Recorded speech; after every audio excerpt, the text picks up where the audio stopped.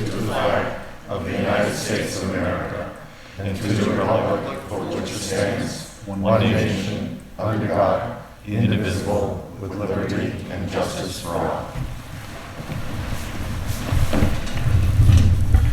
In accordance with the requirements of the open meeting law, please be advised that this meeting is being recorded and broadcast live over the Lunenburg Public Access channel, on Facebook Live, on the Lunenburg Public Access Facebook page, and will be uploaded to the Lunenburg Access YouTube channel after the meeting. The agenda lists all the topics which may be discussed at the meeting and are those reasonably anticipated by the chair. Votes may be taken as a result of these discussions. Not all items listed may in fact be discussed, and other items not listed may also be brought for discussion to the extent permitted by the open meeting law. I'm going to call for public comments from the board this evening. I have none. I have none. None. I just want to say, wish my best to the Como family after the horrific incident, dog incident that happened at the animal control officer's kennel yesterday, and I wish Wayne Como the best in his recovery. And I want to echo that as well, Mr. Alonso, that we want to send our prayers to the Cuomo family during this time. We understand that these are difficult when members suffer health emergencies, and so we just want to extend again our warm wishes and prayers to the Cuomo family during this time. They've been really dedicated public servants for many decades. Are there any public comments this evening from the public?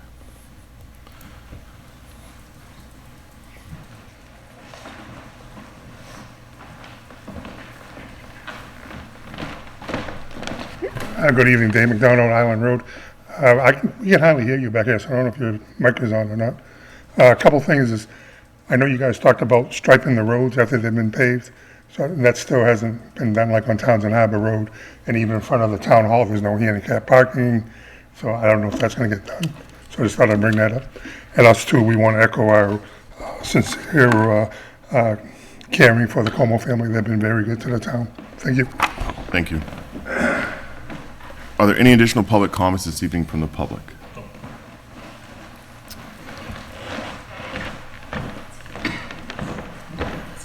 Hi, Mike Clark. I'm the chair of the 275 Crossroad. I'm also the chair of the Lunenburg Republican Town Committee. I did want to say we had a very good time attending the band concert, and we had a handful of our candidates from across the state and local show up. They really enjoyed it. We had some stuff for the kids to give out, and the music was great. So as chair in our committee, we're looking, to keep a good visibility in town, and keep the presence going in a positive format. During the coming up to this election cycle, part of our activity is to participate in signature drives to get candidates on the ballot, of course, Republican candidates. And so we're out there active with signature papers for candidates. Sometimes that involves setting up at supermarkets and all. And because of some recent incidents, it was interesting that the chair of the Mass GOP sent a letter out to some of the box stores and supermarkets, and it's actually from the Secretary of State, Bill Galvin. And it states that you as a citizen have a right to do a signature drive, and you also have a right to access to the entrances of these stores and venues. And I don't know exactly why you're allowed, other than you have a right to do that. And it's reinforced by the Secretary of State. And also, nobody has a right to interfere with you while you're doing your signature drives. It's a drive by a citizen who sees a need or wants to get a candidate on the ballot or a question on the ballot for the general election. And we've seen recently people showing up as if they're counter-protesting these efforts. And the Secretary of State documents People showing up to interfere with that, that's a civil rights violation. They should not be showing up and getting close to you, interfering with your efforts, and they are. So the police are called. And that's why they sent out this letter, so the managers of the stores know. They don't ask both to go home. They ask the people who are interfering. And not recently, when we were collecting signatures for our state candidates, a woman in town that's actually a member of the Lunenburg Democratic Town Committee came up and started giving our member an extremely hard time. I won't go into all the details. And she wouldn't leave. She actually signed one of the papers. There's no bleeping way I'd vote for this guy. And then kept going until a large man approached, and our member was able to solicit this gentleman's assistant to move this woman on. And now recently, Senator Jamie Eldridge is soliciting people to go to these signature drives that they're working on to get questions on the ballot and counter it. And so I would hope, as a board, you embrace every citizen's right, no matter what position they're standing for, to solicit people to get signatures, to get candidates on the ballot, or questions on the ballot, so we as citizens can vote for them. And so the police chief would also be informed, so that if these people show up, they're just given an ultimatum: leave or get arrested. You know, we can't have this type of behavior, and it's behavior being encouraged by an elected state official. And these people, and he says peacefully, you know, and politely, but the people showing up don't always meet that criteria. So that's, I saw, you know, I'm going to get vocal about this, let people know what's going on, encourage, of course, here, our select board to be cognizant of it, and also encourage the police to deal with these people when they start to interfere with people's basic rights as citizens, to go out and, you know, solicit signatures to get candidates on the ballot or questions on the ballot. Thank you. Thank you, Mr. Clark.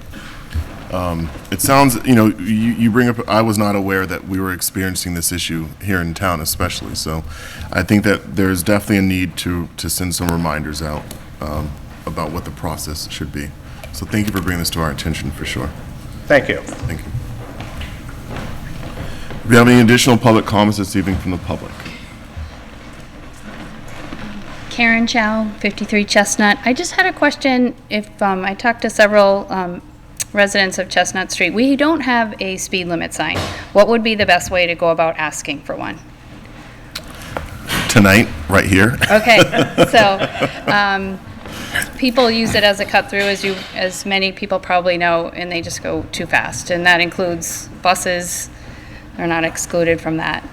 So we would love to see a speed limit 25 miles an hour. I don't know if anyone else has any.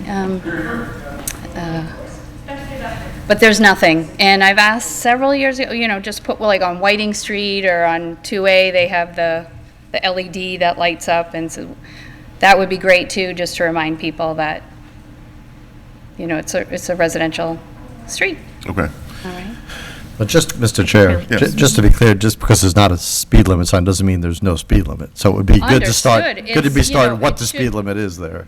Yes, Okay. but people need to be reminded. So, right, it's defaulted probably, at residential zone, 30 miles an hour, maybe, but it should be 25, just my opinion, of course, as a resident, so. How many times are, Well, unfortunately, if you want to speak, you have to come to the microphone. Okay. But I do understand what you're requesting, which Okay. is for there to be a speed limit sign posted on Chestnut Street. To the town manager, how quickly can we react to this request as far as I'll forward signage this request to the police chief. goes? Okay. Okay, thank you very much. Thank you. Are there any additional public comments from the public? I was for Karen. So, I'm Kristen Tuttle from 45 Chestnut Street. Thank you. I would support what Karen said. Our stone wall was hit twice this past year, and at the person's expense and at our own expense because it was a hit and run. So yeah, that would be great if we could get that. All right, thank you. Do we have any additional public comments this evening from the public? Seeing none, do we have any announcements tonight? None. Okay, I have one. There's a note about I want to share that there's a composition notebook drive that's being organized here in town to support the elementary school and also the primary school. That they're looking for wide-ruled and primary-ruled composition notebooks. So if you're able to donate these, you can drop these off to the Boys and Girls Club or the Lunenburg Public Library to support that request. And this is in anticipation of school starting. There are some posts on some of the local Facebook social media pages as well about that. So again, that's wide-ruled and primary-ruled composition notebooks and for the elementary school and the primary school, and those can be dropped off at the Boys and Girls Club and at the public library. Communications from other boards. I know I had a note on this one, so I'll have to come back to this unless you remember what it was. Yes. All right, I'll come back to this one. We do have a communication from another board, but I need to just pull it up on my phone. I want to go to our appointments this evening. We have a 7-10 appointment with the Parks Commissions regarding the Marshall Park Master Plan. So in conversation with the chair of the Parks Commissioners, we had discussed having this meeting so that way we as members of the Select Board and members of the public are aware of the progress that's been made on this project.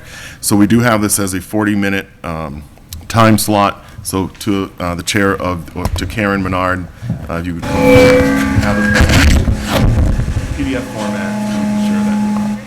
Call our meeting to order for Anna, because we are officially having a meeting this evening to join you folks. So first of all, thank you for having us. This has been a process that's been very long in the making, so I am excited to be standing here tonight presenting where we are right now and all the fun information that goes with that. Do we have, is that everybody? Has Dave Passios checked in, Heather? No. Okay. Are you able to pull my slides up? If you can't, it's okay. Working on it. I think everybody has a copy Yes. or something.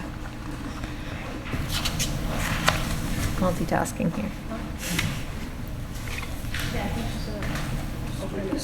No, because Dave's not here, and we're all in person. There you go.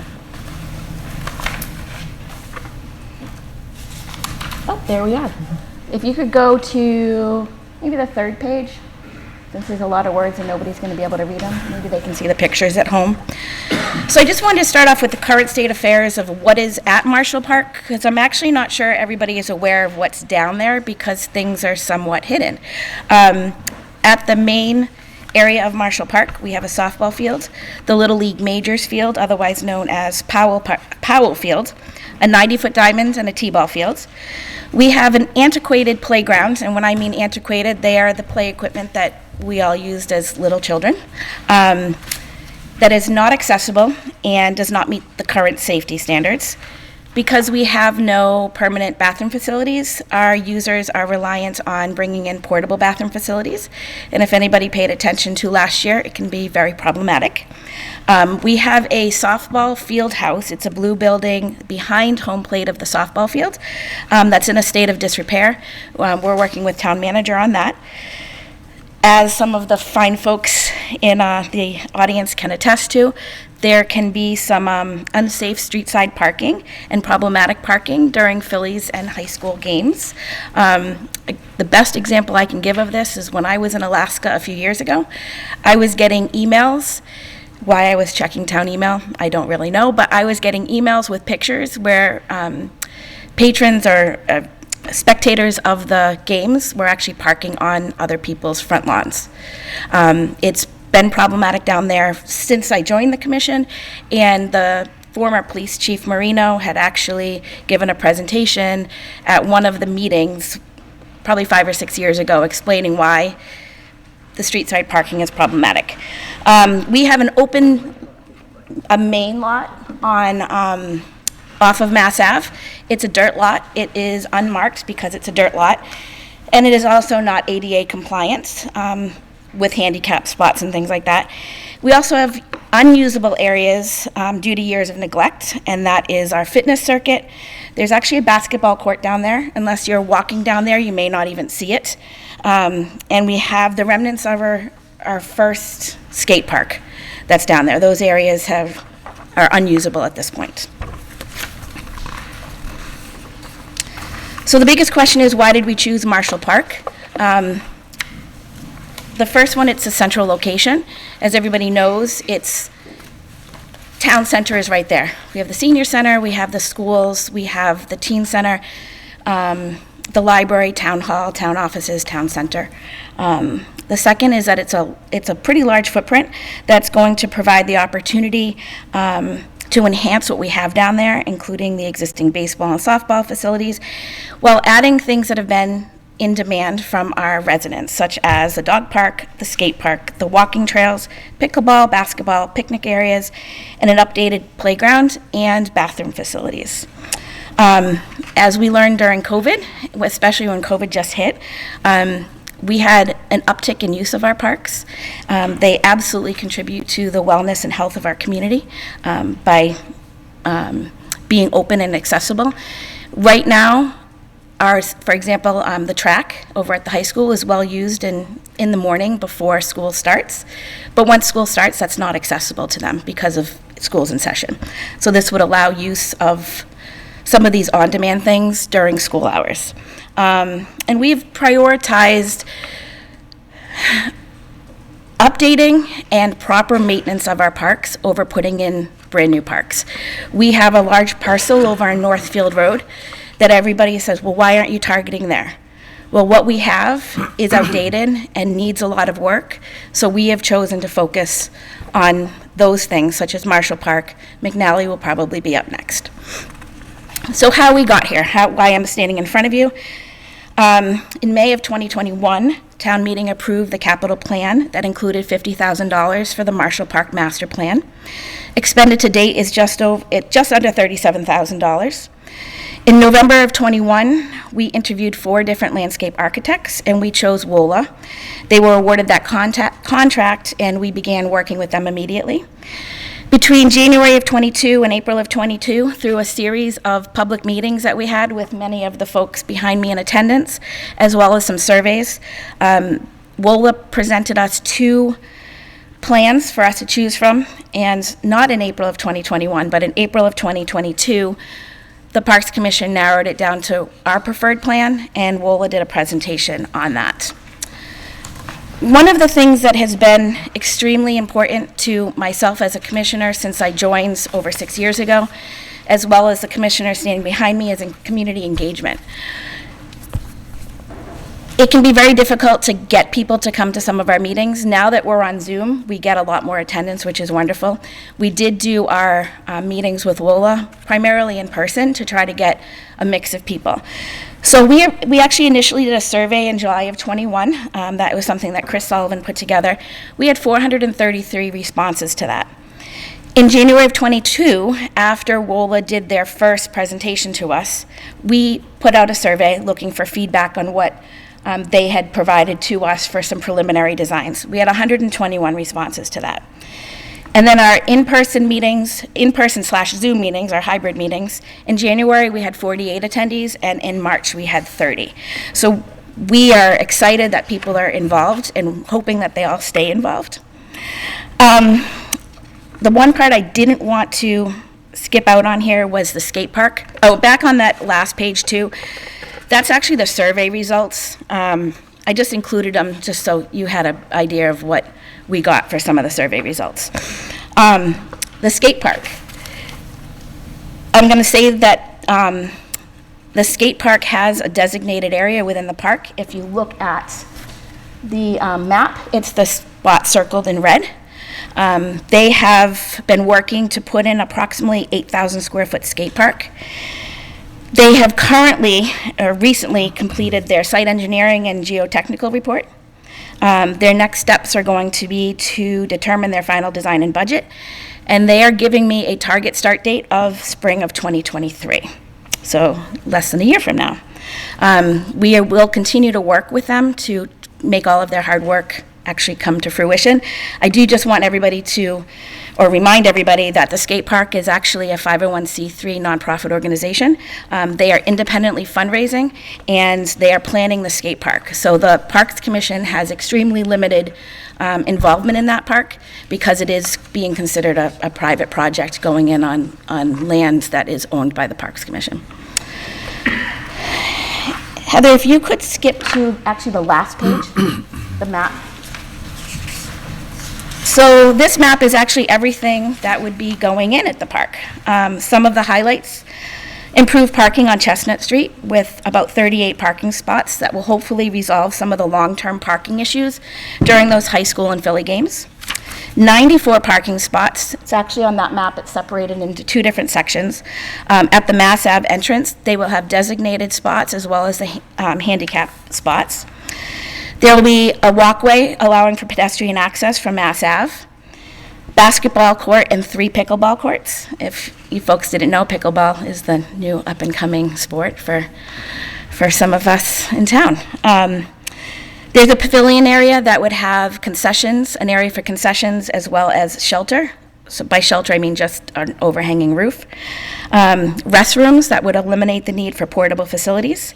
An accessible playground that would be an inclusive place for all children to play, and I'm hoping for one above and beyond ADA requirements. That is probably one of the most exciting things about this project for me. A new 90-foot diamond that would have 325-foot foul poles. So this field position, the new field position, would give them a more uniform size field. Right now, depending on whether you're going down the third baseline or the second baseline to the foul poles, they're slightly different lengths. It's just a weird shaped field. It's been there for forever, and there's a cinder track there that when they put the fence up, they took that into consideration, which is why it's not completely uniform. Let's see. Oh, and then it would also remove the need for the netting that's behind home plate. That netting went up probably 5 or 6 years ago, and that went up because we had some complaints from neighbors that foul balls were leaving the park and hitting their homes.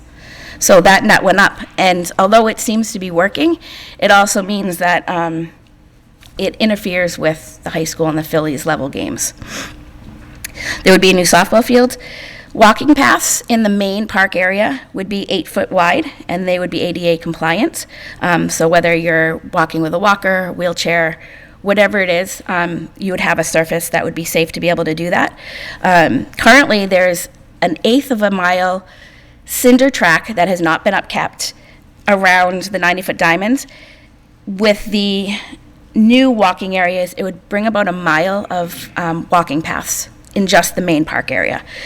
There is a dog park, obviously for residents to allow their dog to run. There would be a connection from the main park area to the Marshall Pond, and I think I put it's actually it's listed on this map, the bottom right, where it says access to Marshall Pond. That's the southwest corner of that. We would have some gravel paths that lead from the main park down to that area. We currently don't have that. And then we would have, over at Marshall Pond, we would have 2 designated parking spots there, as well as a picnic area and an overlook into that pond. On one of the maps that I had, the one that has all the town stuff highlighted, I don't remember what page it is, I actually circled Marshall Pond because in this picture, it's green, it's covered in lily pads. There is a pond there. Trust me when I say there's a pond there. But I did circle it so that you would know where that pond was in relation to everything else. In the winter months when the lilies aren't there, or actually right now, Chris was saying that it seems to be pretty open right now because there's a cage that blocks some of the debris from our beavers, and that was removed. I don't know what they're doing with it, but because it was removed, it's allowed some flow in that pond. So that's what I have on that. I'm going to turn this back to Anna and let you guys ask questions. Thank you. I missed one slide. I did. I missed one slide. Hold on one second. Anna's going to... Okay. Where are we? Maybe.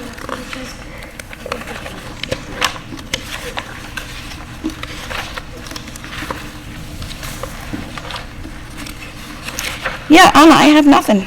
Do you have? This, Thanks. You got it. Thank you. All right. So the next steps in this process for us, we are surveying the entire property. That was a capital plan that was approved for this fiscal year. We're working with town manager's office to get that done. That will be the entire property from the main park area all the way over to the Marshall Pond side. We need to come up with funding for schematic design and the engineering development, which is the next step in this whole process. And we're hoping, once we start that process, that we get the same level of engagement that we had for the first round, because there's things that are still going to need to be decided in there, everything from play equipment to, even today, Chris Sullivan had a conversation with the folks from the Phillies on the type of seed that goes down over on the grass areas for the baseball programs. So we're hoping that we still get this continued involvement from the community, and then we need to figure out how to fund the entire project. So that's where we are right now. Not gonna hand it. So I'll just add that, our goal in coming here is to, seek your support. Like I've been telling the folks around town that, you guys hold the wallet. So your support is important, and how we prioritize this project when we're budgeting and planning is important.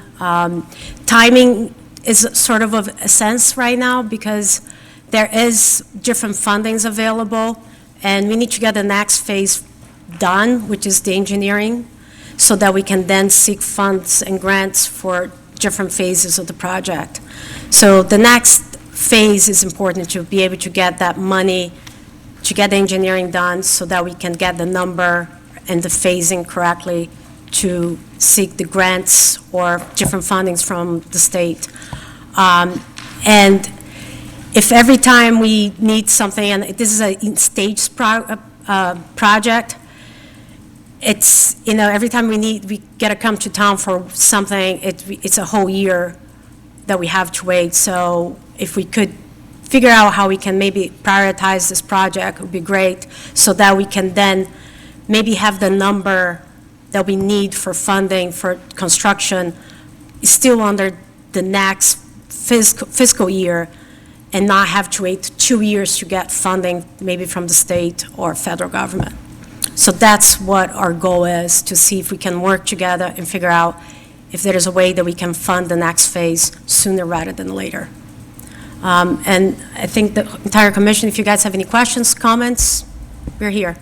Yeah, well, first, thank you, Karen, and for that really thorough presentation. I think that this is really good information to digest, and I think these slides were really clear.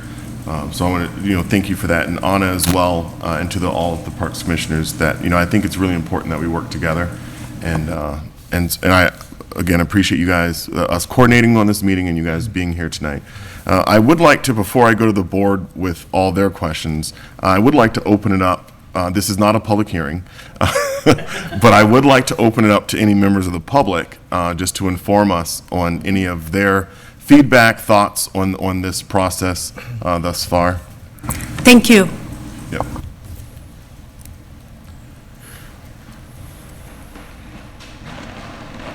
And again, please state your name and address.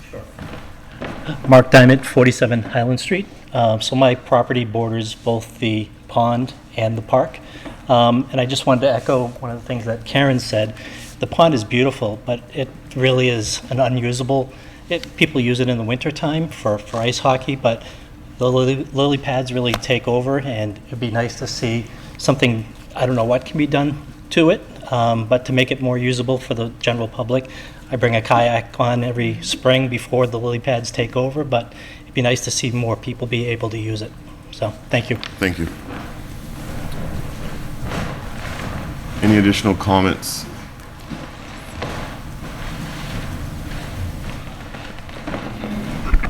Greg Roy, 105 Chestnut Street. I'm right behind the backstop of the 90-foot diamond, so that'll orient you. I just wanted to say that I really appreciate all the work that the Parks Commission's done on this, and it's really exciting to think about the park becoming revitalized. It's a great resource for the town, but it's, as Karen mentioned, it's it's had years of neglect. It's pretty clear. But it's awesome to have activity there, and as a resident, I'd love to see it. I'd love to see it become even more of a hub of people congregating, getting together. It's just exciting to think about it. So I kind of echo Anna's request. I hope we can all kind of get behind this and see how we can move it forward, because I think it would be a great thing. We have all the same concerns that I think all the residents behind me have with traffic and all the different things, but I think the committee's done a really good job taking those concerns into consideration moving forward. I have no doubt that they'll continue as they go into the next design phase. So, excellent work. Keep it up. Thank you, Mr. Roy.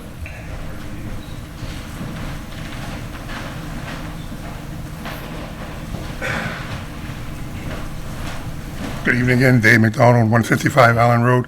I just want to thank the Park Department for what they did. This is an excellent presentation, and I know how much work you all put into it.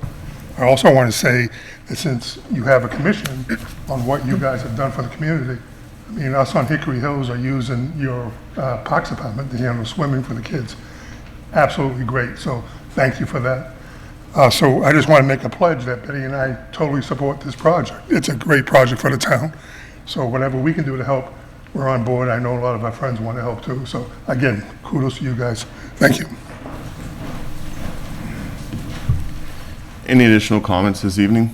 And yes.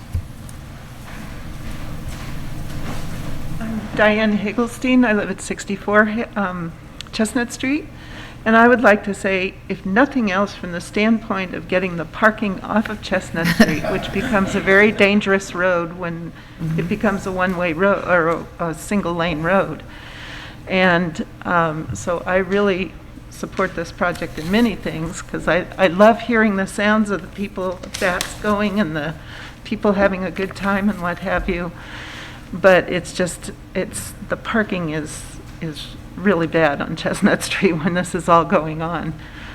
So it would be really great. I think there's a lot of fabulous things that are going on in this plan that would be, should be looked at and really seriously considered. And I really thank you for all you people for your hard work. And I'd just really like to see it go forward sooner rather than later also. Thank you. All right. Yep. Karen Kafraki-Chow, 53 Chestnut. And so also I want to echo a thank you to the commission, Karen and team, for all the work that you've done. I have a question about the funding. It wasn't clear. Is the expectation that it will be funded from grants, or is there going to be taxes or fundraising? I didn't know. That's my question.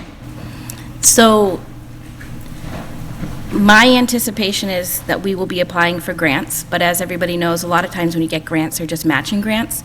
So like the old Saliba property, now Northfield Park in Table Rock, that was purchased with the park grants, I believe it was called, but that wasn't 100%. So I'm anticipating some grants, but I am, unlike some other members of our commission who think that we could get it 100% funded by grants, I don't think that's going to happen. So I think we are going to be doing a combination of things to make it happen.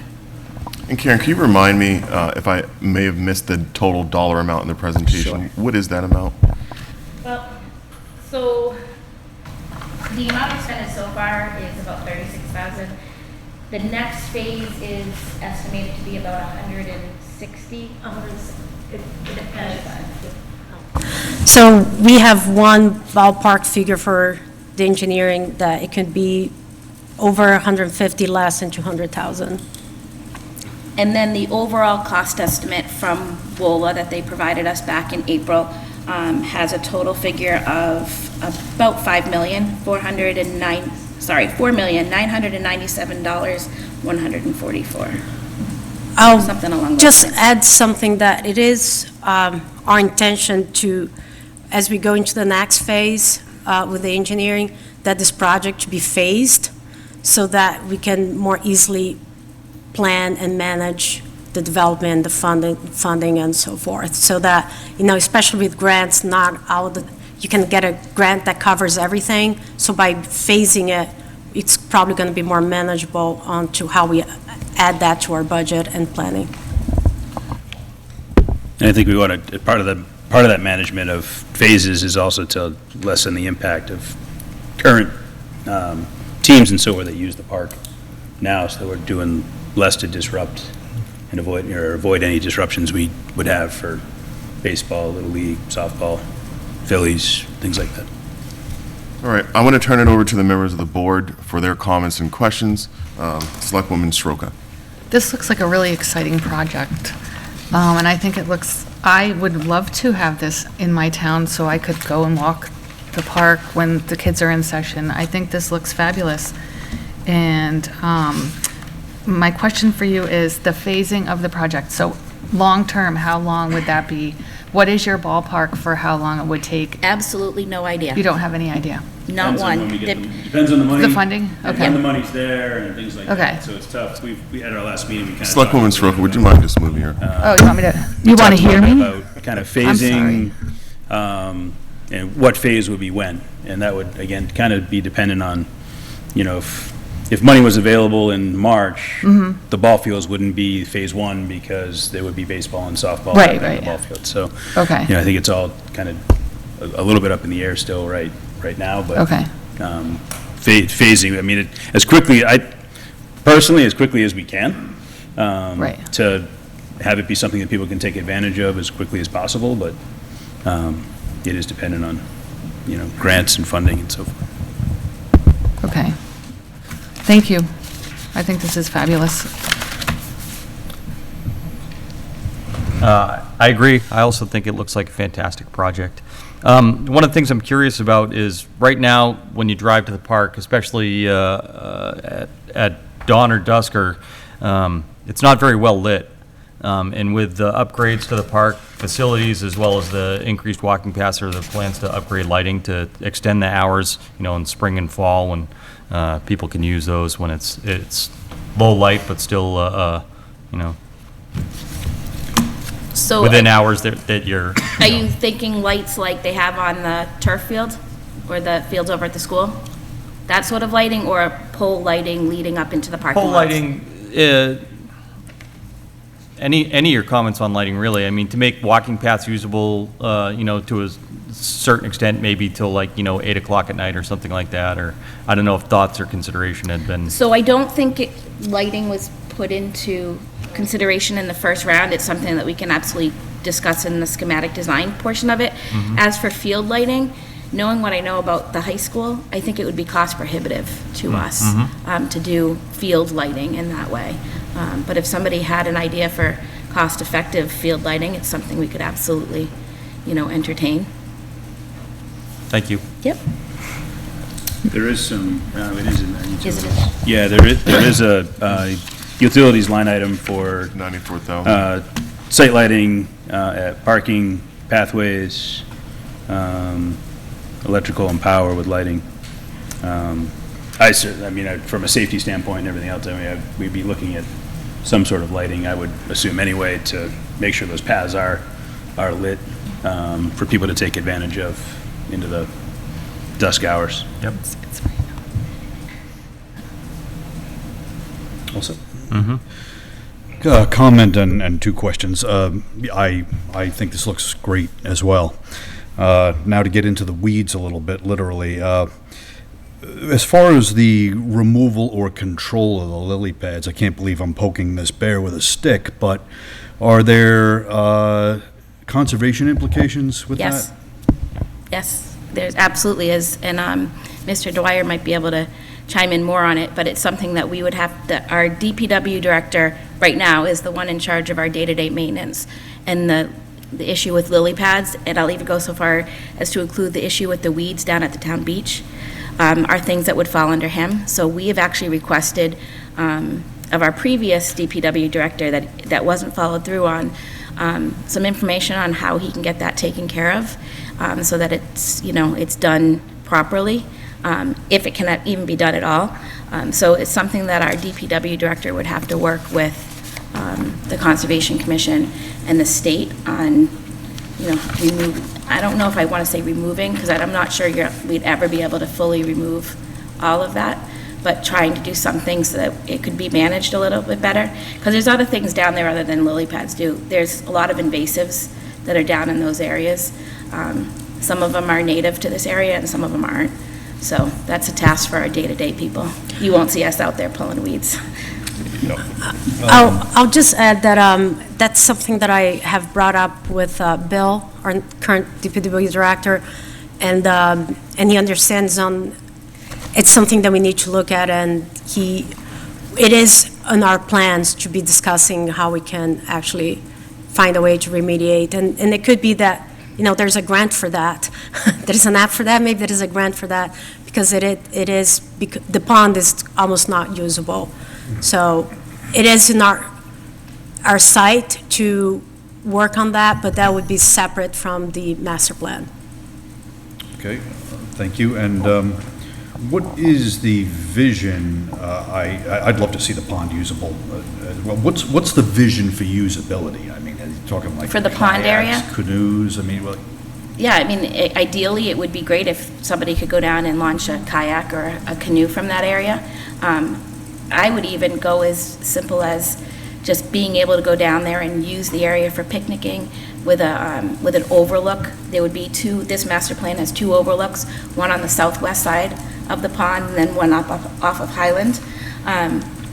Just even people to be able to go in and, wildlife view or look at the water from those 2. It's as simple as, some of it's as simple as that. And if we can get kayaks in there, if we can give a safe spot for somebody to launch you'd call it a rooftop boat. So anything that can fit on your roof, kayak, canoe.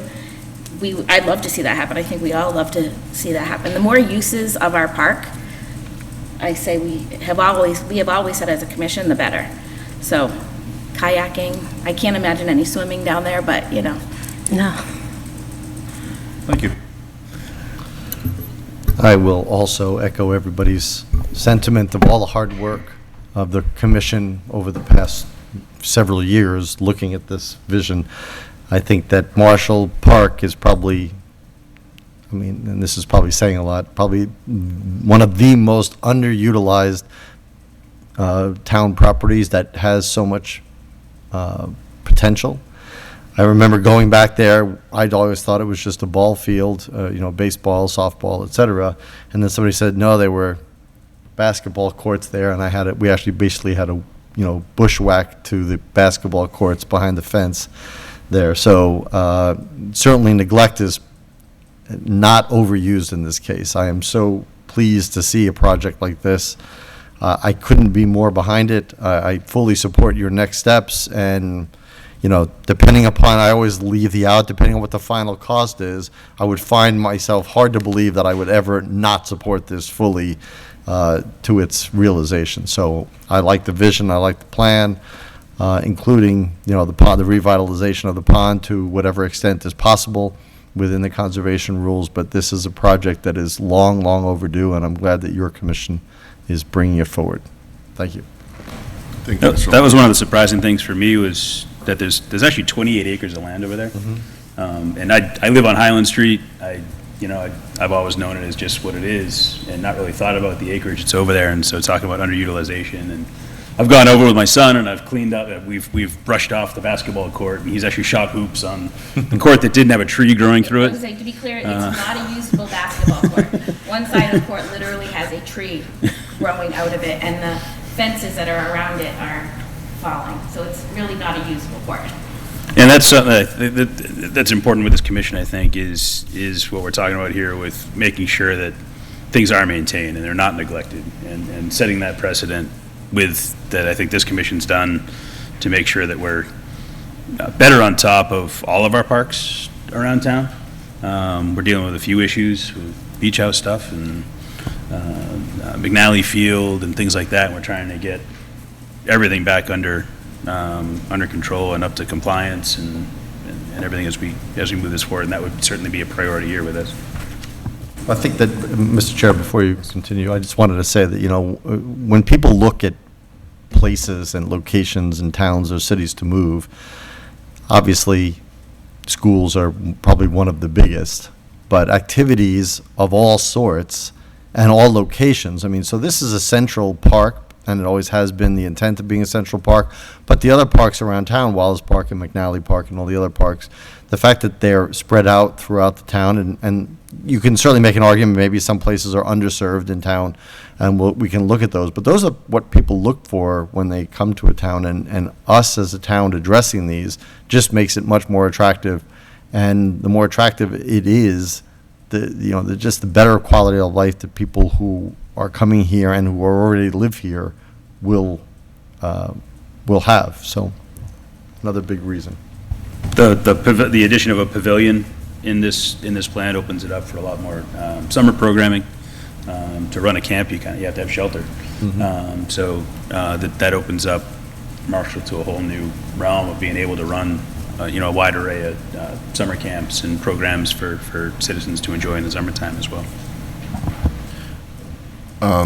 So I have a couple of questions this evening, not too many. In the plan, it identifies about 97 parking spaces, and I just wanted to confirm how many of these are additional parking spaces. I know that we don't have necessarily designated, but out of how many cars can fit there now, how much of this is additional? So the 97 is the main parking lot of Marshall. I'm going to say we have about that, right? For some reason. I think the number 60. Is it 60? Yeah, I think.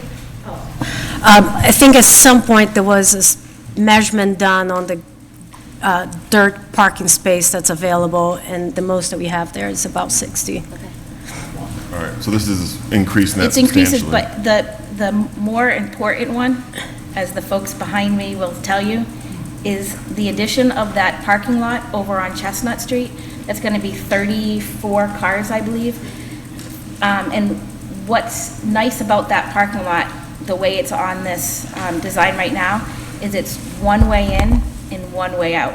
So as you're coming in one entrance and you're leaving the other side. So there's not a lot of back and forth traffic in that area, making it safer, obviously, for kids or adults as they're getting out of their car.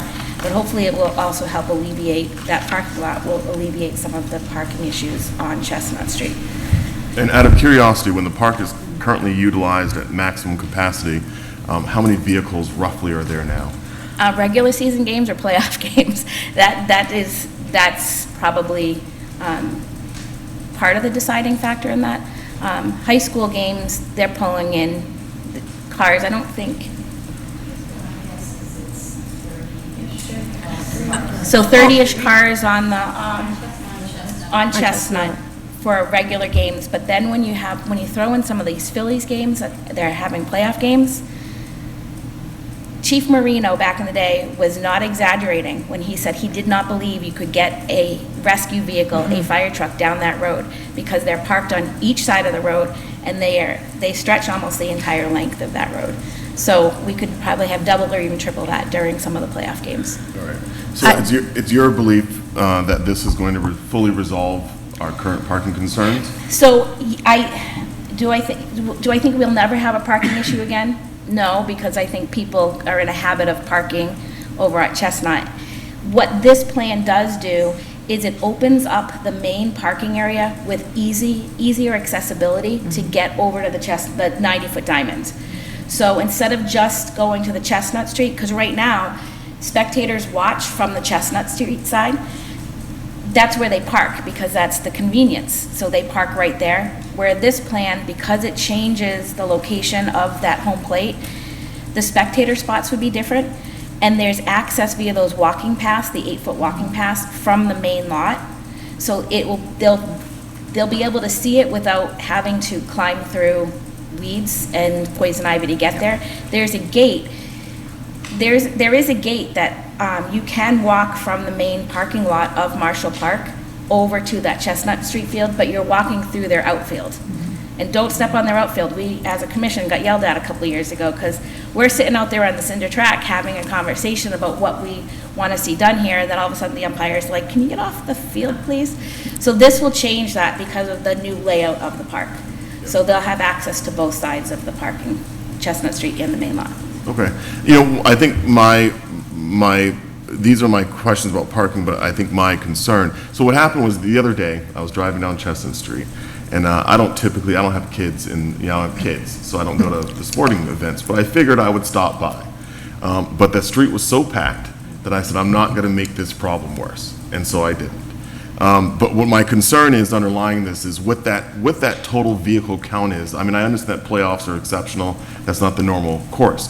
But what that total vehicle count is on the average day when those fields are being heavily utilized, I think that there's a reasonable expectation that that there may be multiple events happening at the same time. That what I don't want is I don't think it would be helpful if we do a project and then find that we haven't resolved the parking problem on Chestnut, but now we've just added 38 cars and more along the road. So I think it would just be a helpful number to have in terms of what that kind of maximum head count is probably this time of the year, just so we have that as, just a point of reference. Let me just mention that the way the fields are used, the high school, the Little League, the Major League, and the Phillies, it's not often that you have all the fields used at once. Yep. So, if you were to think of all the activities happening at once, you probably would need 400 spots. That's an exaggeration. But 100 between both sides of both parking lots, we have 130. I believe the most you'd have 2 events happening just because of scheduling. The high school happens right after school, the Phillies is usually in the evening, and Little League is actually before the evening. So it's from what I've seen in my own experience, just having my kids there playing, you wouldn't have all those events happening at once. Also, one usability that we are adding is really being accessible from town center. Right now, if you live where I live, you can see there are a lot of people that actually walk to Marshall Park, and we're gonna see a lot of that use as well. And maybe people will be able to drive to Marshall Park, park their car safely, and get out of the car during the day when there's very little activity. So there will be a rotation of use throughout the day with the current plan. Yep. Yeah, I have good memories of using the park when I was about 100 pounds thinner and in high school.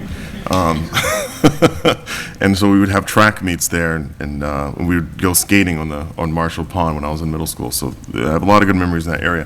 My last question for you is, I noticed in the plans that you're naming several items after people. Do you have a policy on naming? We're actually not naming them. The stuff that's there, the stuff that's named on this, they're already in our park. Okay. So there's a bench there. Mr. Rogers has a memorial scoreboard there for his son. All that stuff is currently in the park. There's nothing at this point that we're adding that's been named. We actually discussed it at our last commission meeting, that we're going to come up with the policy, because I know that there's areas of the park that people may want to see named or called a specific thing. So that is our goal, hopefully, in the next couple of months, is to have a policy on that. If you guys have one, feel free to share it. Something we've been cognizant of, the memorials that are there are definitely of a concern to make sure that we maintain in an appropriate capacity to make sure they're still there. All right. Last question is, I understand at your last meeting there was a lot of discussion about Board of Health funding. Mm-hmm. So I just wanted to ask if you can speak to that a little bit, and kind of what your plans are You with want that. to want me to? So maybe I'll do this one.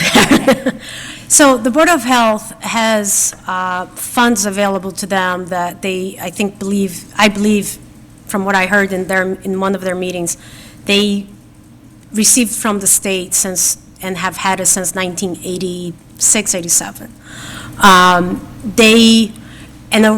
Originally those fundings were supposed to be septic repair. They have made available that funding to be used in Marshall Park, because there used to be a septic there with a toilet facility just above the hill.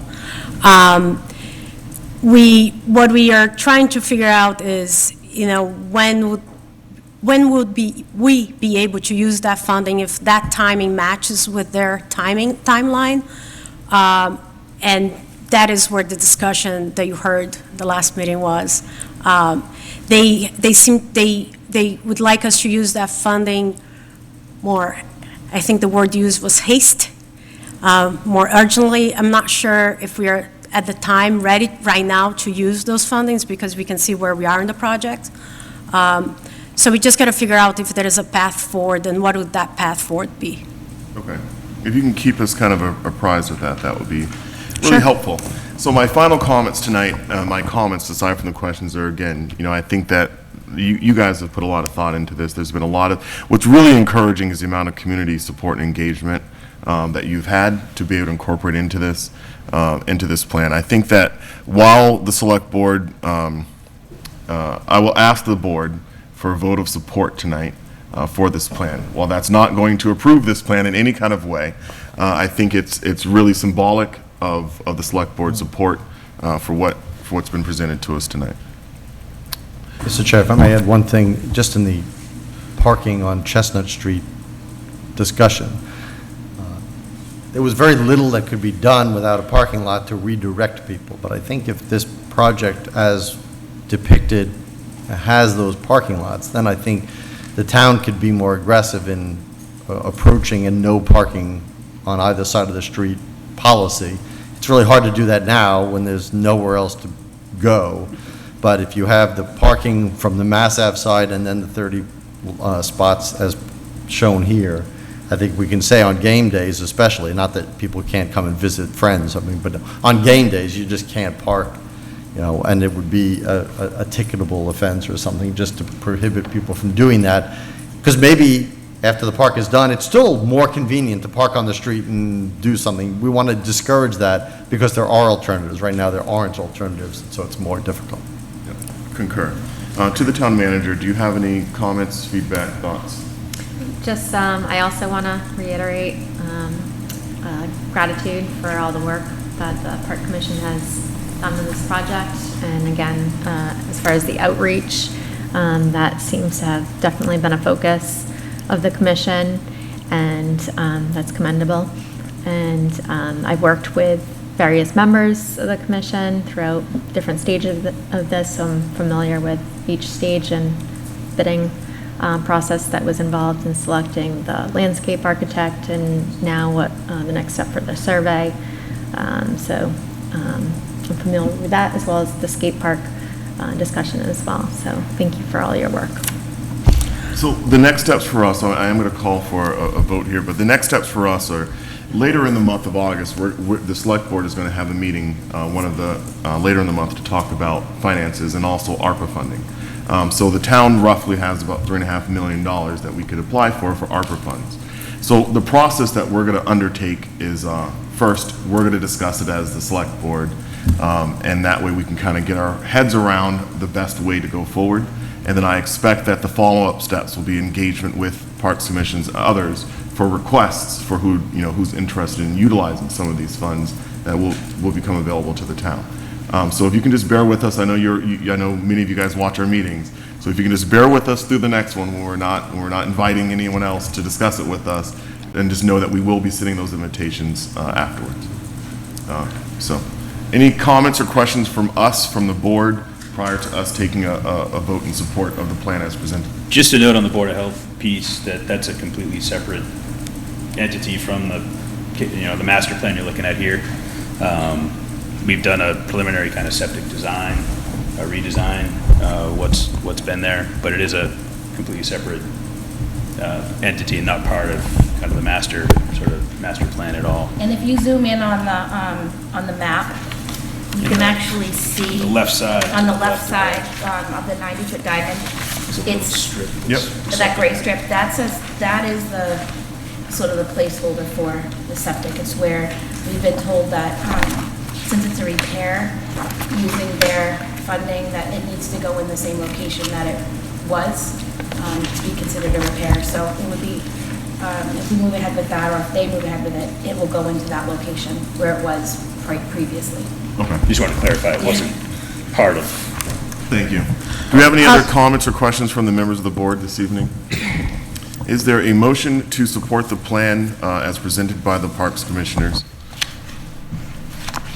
So moved. Seconded. All right, all in favor of the motion, please say aye. Aye. And those opposed, no. The motion passes. The Select Board has offered unanimous. Thank you. I just want to say, on behalf of the Parks Commission, thank you for everyone who came to support. I know I've been knocking people's door and sending emails, so I really appreciate this, the folks at Chestnut Street. This is a problem that we see, and we are happy that we were able to put a project together, a plan that can address that concern, because it is unsafe. It's really taking your life in your own hands to try to drive down the street or just even walk there. So I just want to say thank you very much for coming, to everyone who showed up. Thank you. And we're an open, an open book too. Please continue to provide feedback. We've done a couple surveys, but as if we're able to continue to move this forward, continual input is going to be critical to, as we get into more detail and more understanding of what's really required. I've had conversations with Joe. Joe's here, about just things we may not think about. Storage on the side of a dugout that's important that we may not think of. Just anything that comes to mind, continue to email the Park Commission at any point, and we'll just kind of continue a tally of things that are important to see in the park and everything. So. And Anna, I'm going to give you the opportunity to adjourn your meeting. Okay, I think I'll make a motion to adjourn at 8:08. Second. all in favor? Aye. Thank you. Thank you. Thank you. Now, there's still lots more excitement in this meeting, so not everyone has to leave.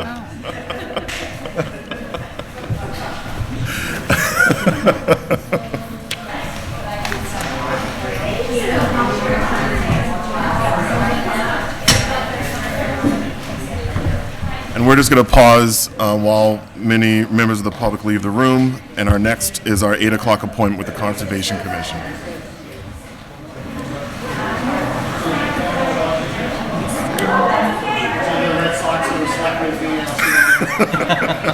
I know where I'll come up on that. Don't worry, Dan.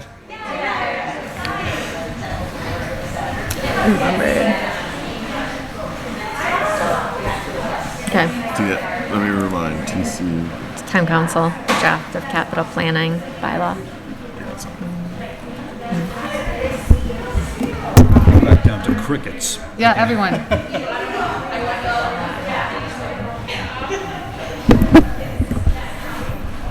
All right.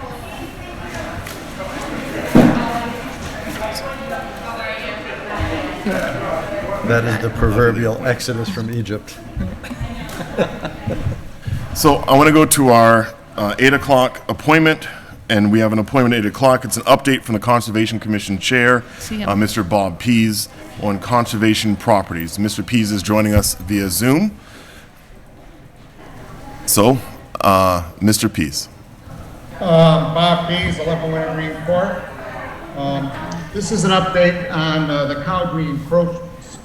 It's not an update on all of the conservation properties. At some future meeting, I'll speak with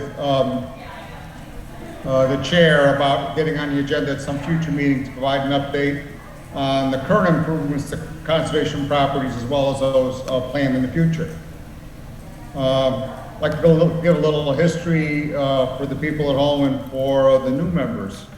In the fall of 2020, during a review of aerial photography on the Assessor's GIS website, it was noticed that the driveway and other materials pertinent to 192 Townsend Harbor Road appeared to be on the Cowdrey Conservation Land. In October of 2020, Town Council sent a trespass request to file notice of intent for restoration letter to the residents at that address. The residents' response indicated they were unwilling to comply, so Town Council recommended, and also at that time, the Conservation Administrator and myself went and did a site visit and spoke with the residents there. After that, Town Council recommended that a survey be done. to definitively, identify where the boundary was and what materials were on or not on conservation land. We went to the Board of Selectmen, and the Board of Selectmen funded such a survey, and it cost $8,000.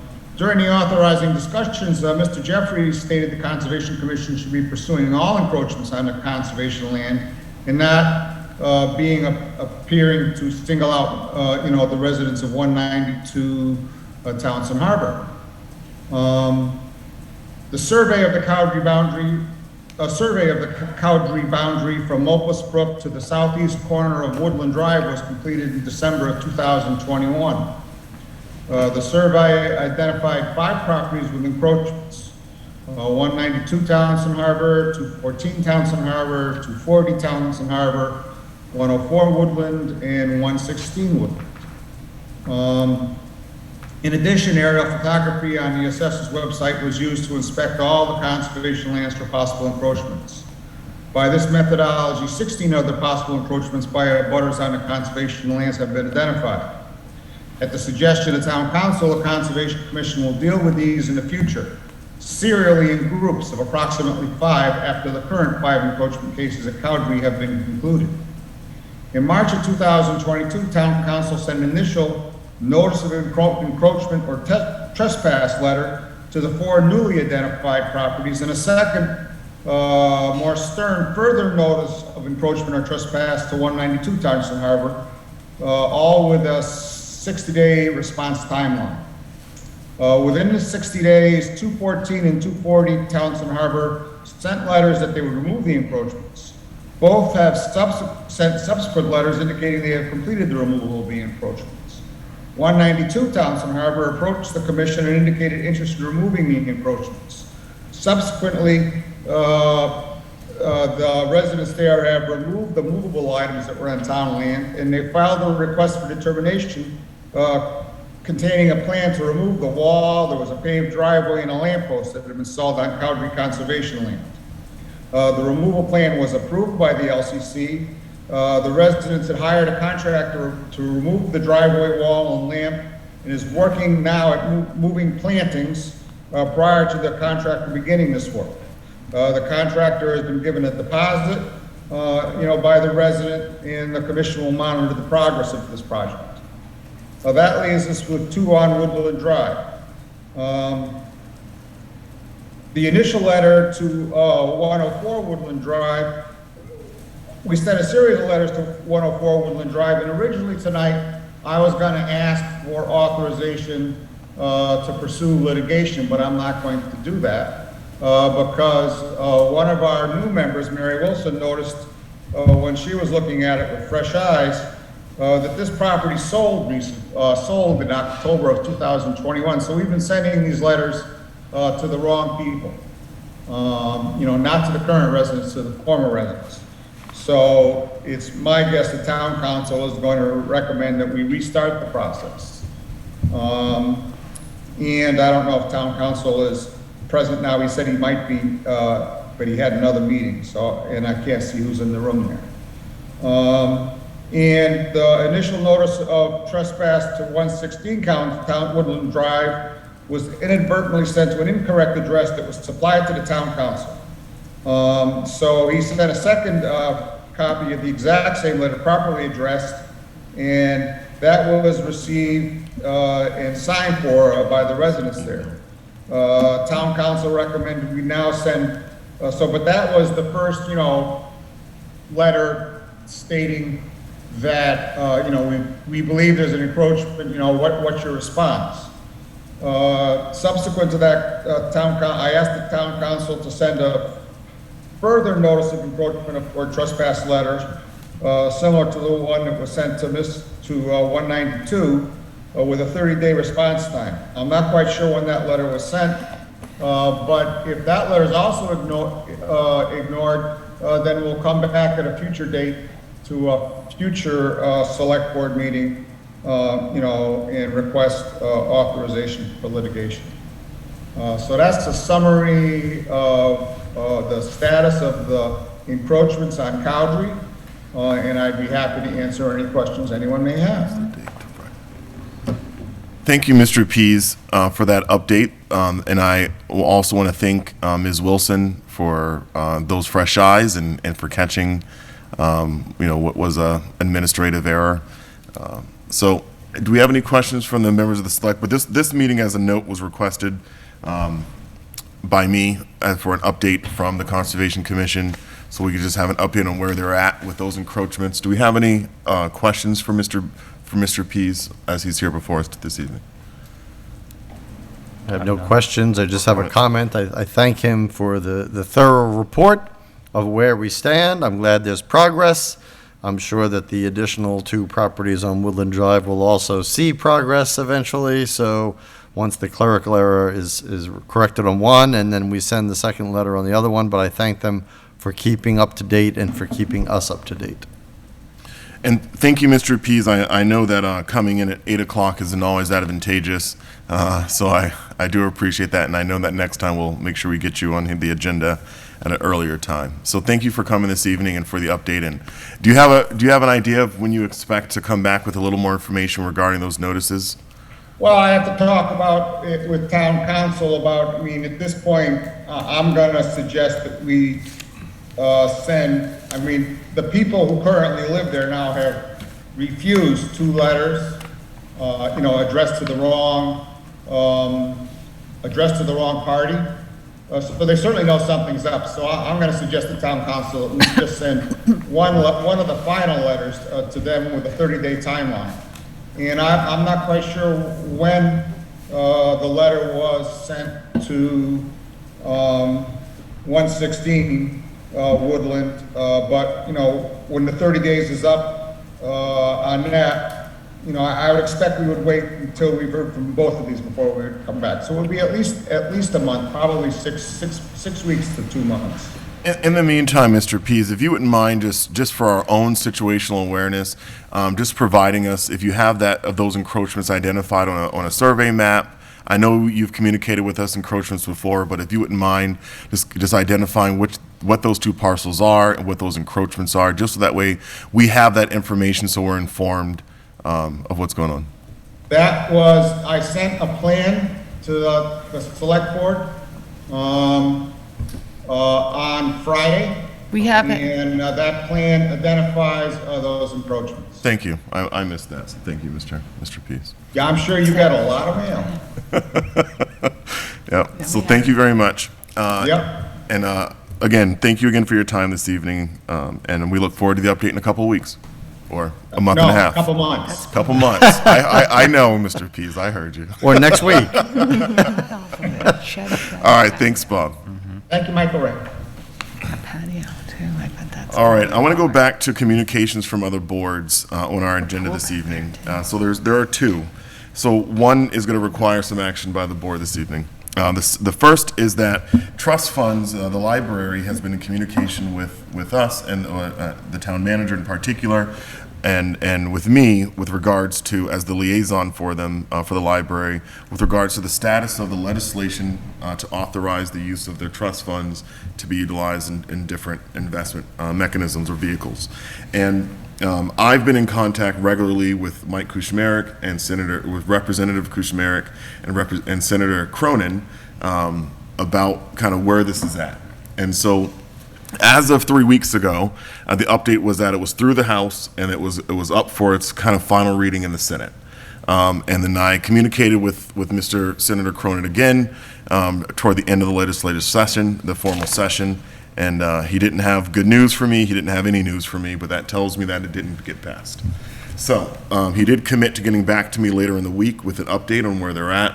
And I did get a communication this morning from Representative Kuchmarek saying that he's working with Senator Cronin just to give us that kind of complete update.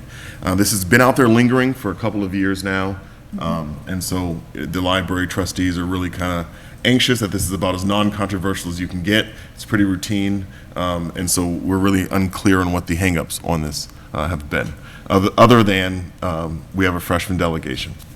And so getting things through is a little challenging sometimes. I can offer more than that because I've also been in contact with our legislators throughout the process to just ping them, just to make sure it keeps on top of their pile and they don't lose sight of it. And the last week I reached out, and the explanation, so it had gone to a third reading, that's the final reading before it goes on, and it's with Senate Council. So that's the last hurdle. That's the last step before, because they review all the language and make sure, but they usually contact us at that point to make sure before it gets signed off by the governor that there's no discrepancies. But have So they not ended their session? they have ended their formal session. But Yeah, they but ended it, the session. right. Okay. Mhm. But like I explained to, because the chair of the library board of trustees said, this is taking a very long time, but it's actually pretty typical length of time that it takes for special legislation to go through.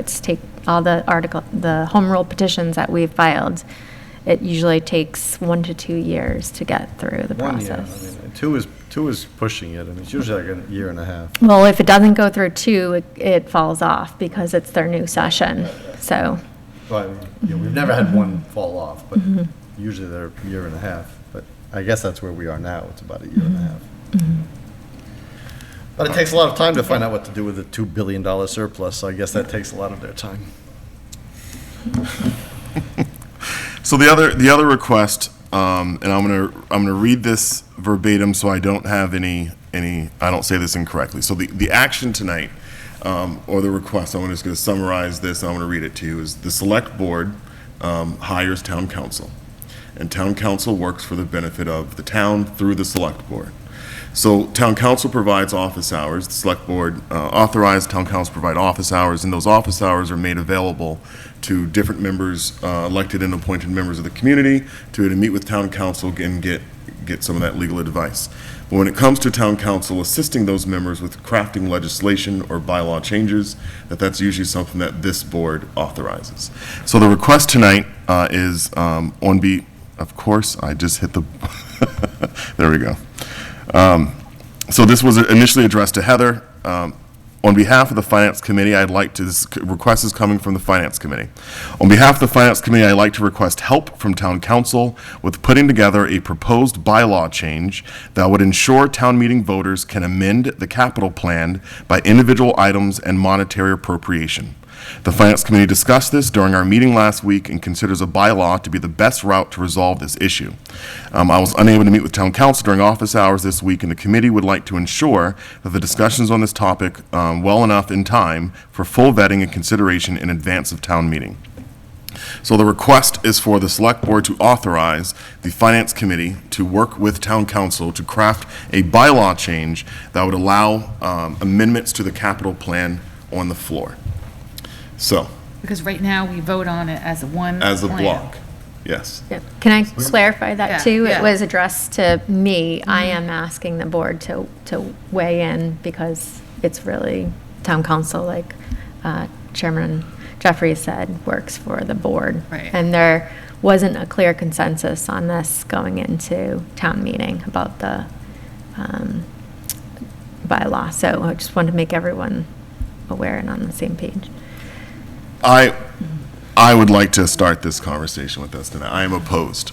I do not believe that a bylaw, I do not believe that it's in our best interest to engage in on-the-floor modifications to the capital plan. I think that there is a lengthy process prior to, for there to be input from members of the public, for them to have influence over what ultimately gets into the capital plan, that there's discussion at select board meetings for there to be engagement with the capital plan.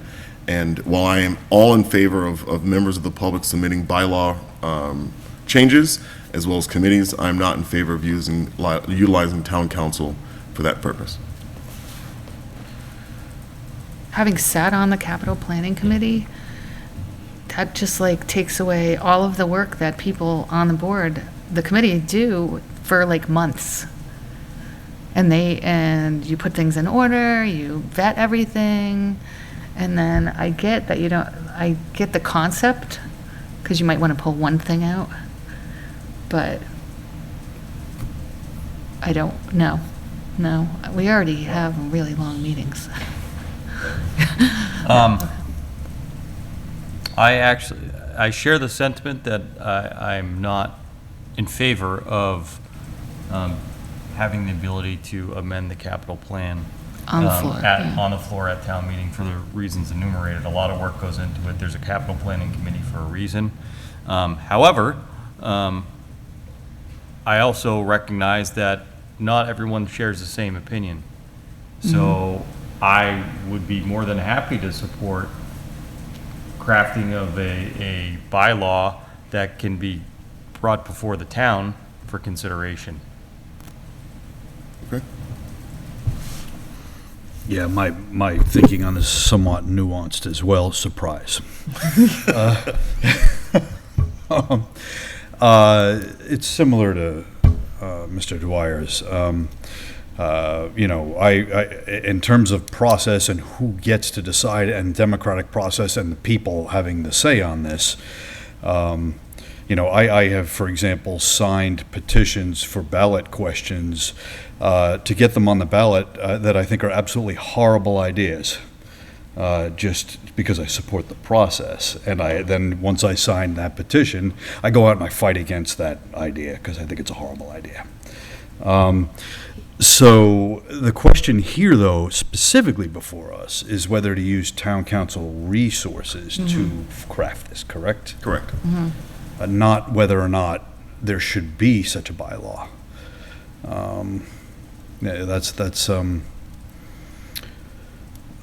I think where did you come down on that particular aspect? We didn't say anything on that. We didn't. So my thought on that is, if you're going to craft a bylaw, I'd like it to be worked through town council, so at least what's brought before the town is thoughtful and legal and reasonable.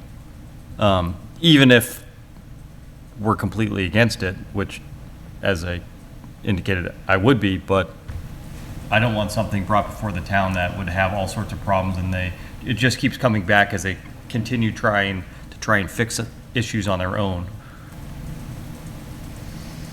Yeah, I think I concur with that thinking, Mr. Dwyer's thinking.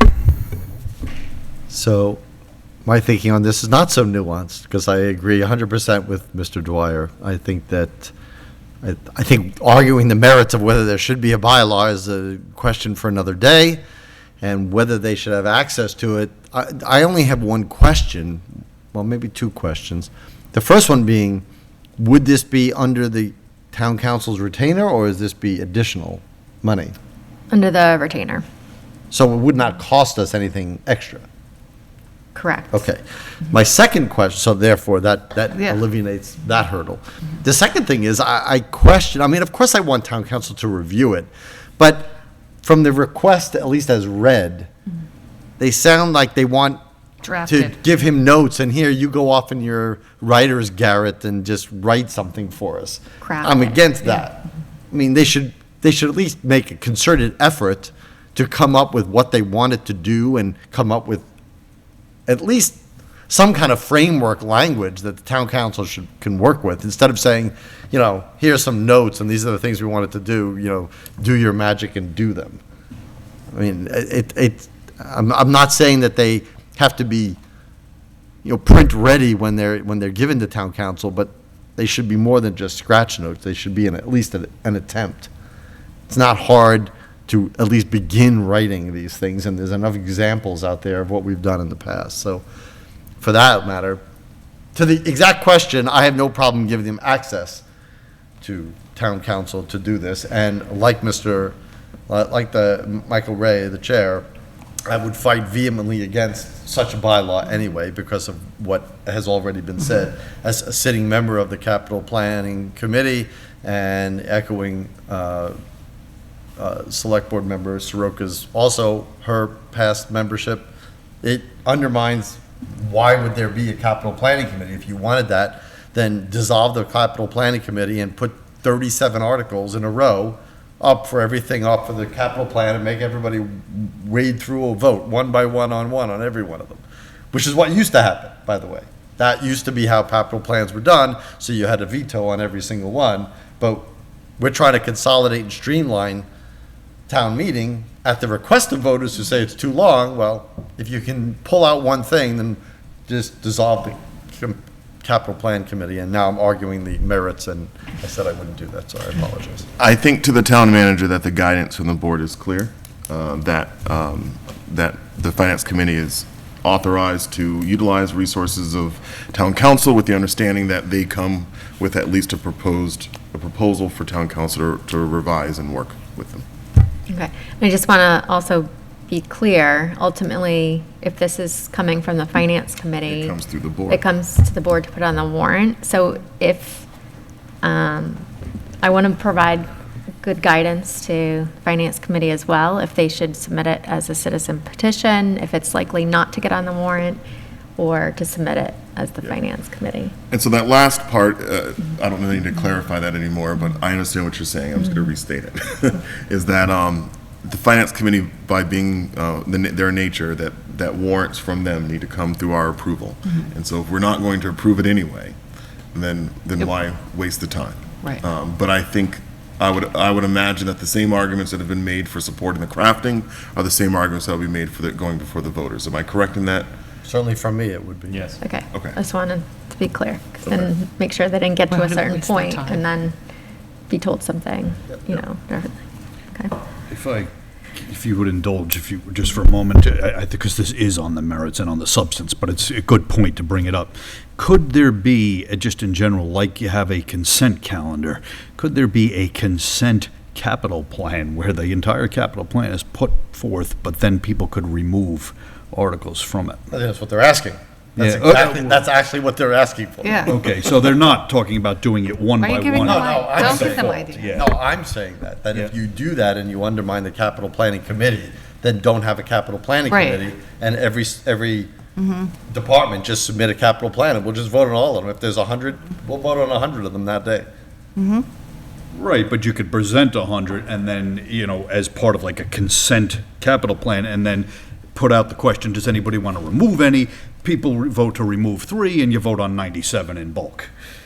Right, but you'd have 5 people and the department head spending hours going over and reviewing, presumably getting information to make such a decision, and then you could have 100 people who are seeing it for the first time, and for some reason, I don't like that. Yeah. And with no information, except they have the votes. I mean, and that's what has been argued about all along. Yeah, it wasn't really, I wasn't advocating, just to be clear, I was saying, No, it's more of I'm- an edification question. Yeah. I hear you. Yeah. I'm just rebutting what the argument would be. That's Yeah. all. I'm practicing. This is like moot court. Is it fair? Is it fair for me to understand? And I don't think we don't need to vote on this. Is it fair for me to understand that that the select board is unanimously opposed to the merits of just the proposal at this time? I would think that, well, for me, I would Yes. think that's fair, for me. Yep. yes. All right. Would you mind also relaying that? All right, and thank you. Thank you. That's the only communication the second communication from other boards. All right, interviews, appointments, reappointments, and resignations. We have a ratification of the town manager's appointment of Conservation Commission Administrative Assistant Rebecca Manley, and the town manager will present this. Okay.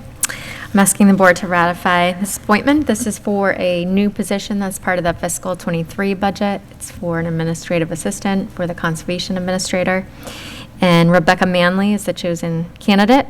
We had 80 applications and chose the top 7, and those were selected for interviews and 4 accepted interviews.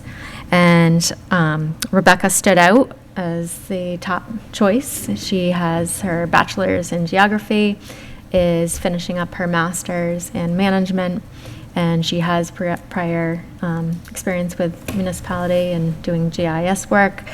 Was told to be very mature for her age, beyond her years, and very organized person. So look for the board's ratification tonight. All right, any other questions, comments, or is there a motion? I move to ratify the town manager's appointment of Rebecca Manley to the position of Conservation Commission Administrative Assistant. Second. Any additional discussion? As many as are in favor of the motion, please say aye. Aye. Those opposed, no. The ayes have it, the motion passes. Please congratulate Rebecca Manley on our behalf. I will. All right, and to the town manager report. Okay, I'll start with the existing vacancies on boards and committees.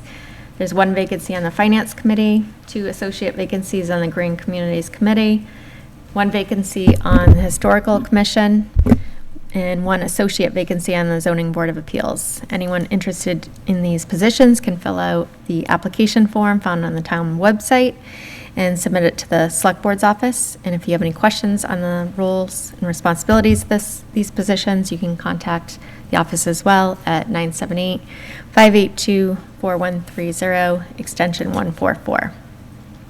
Current employment opportunities with the town. This is a list of those opportunities. Facilities Director, which is a full-time benefited position. 3 heavy equipment operator positions, which are full-time benefited positions. Library Assistant, part-time non-benefited position.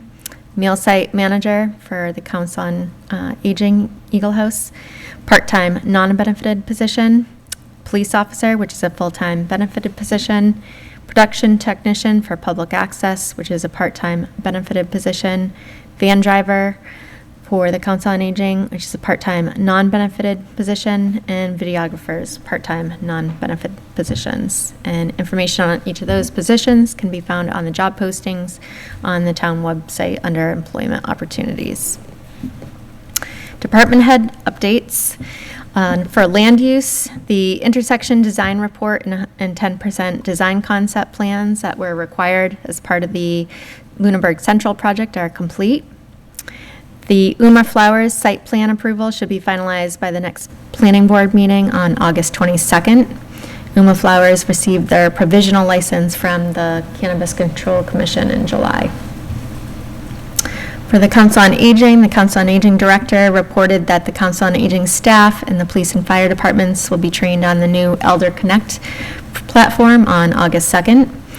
The Council on Aging is currently looking at changing their logo to be more inclusive of the 50-plus residents of the community. From the assessors, the principal assessor reported that motor vehicle bills will be going out shortly, and working with the town manager and the owners of 265 Pleasant Street on the pilot to bring to the select board, as well as there will need to be 1,500 parcels done this year by July 1st as part of the cyclical inspection cycle. For the DPW director reported that they have been busy with a number of reports of dead trees and fixing potholes. The public safety building is currently having AC issues on the fire side of the building, and they're working on a solution.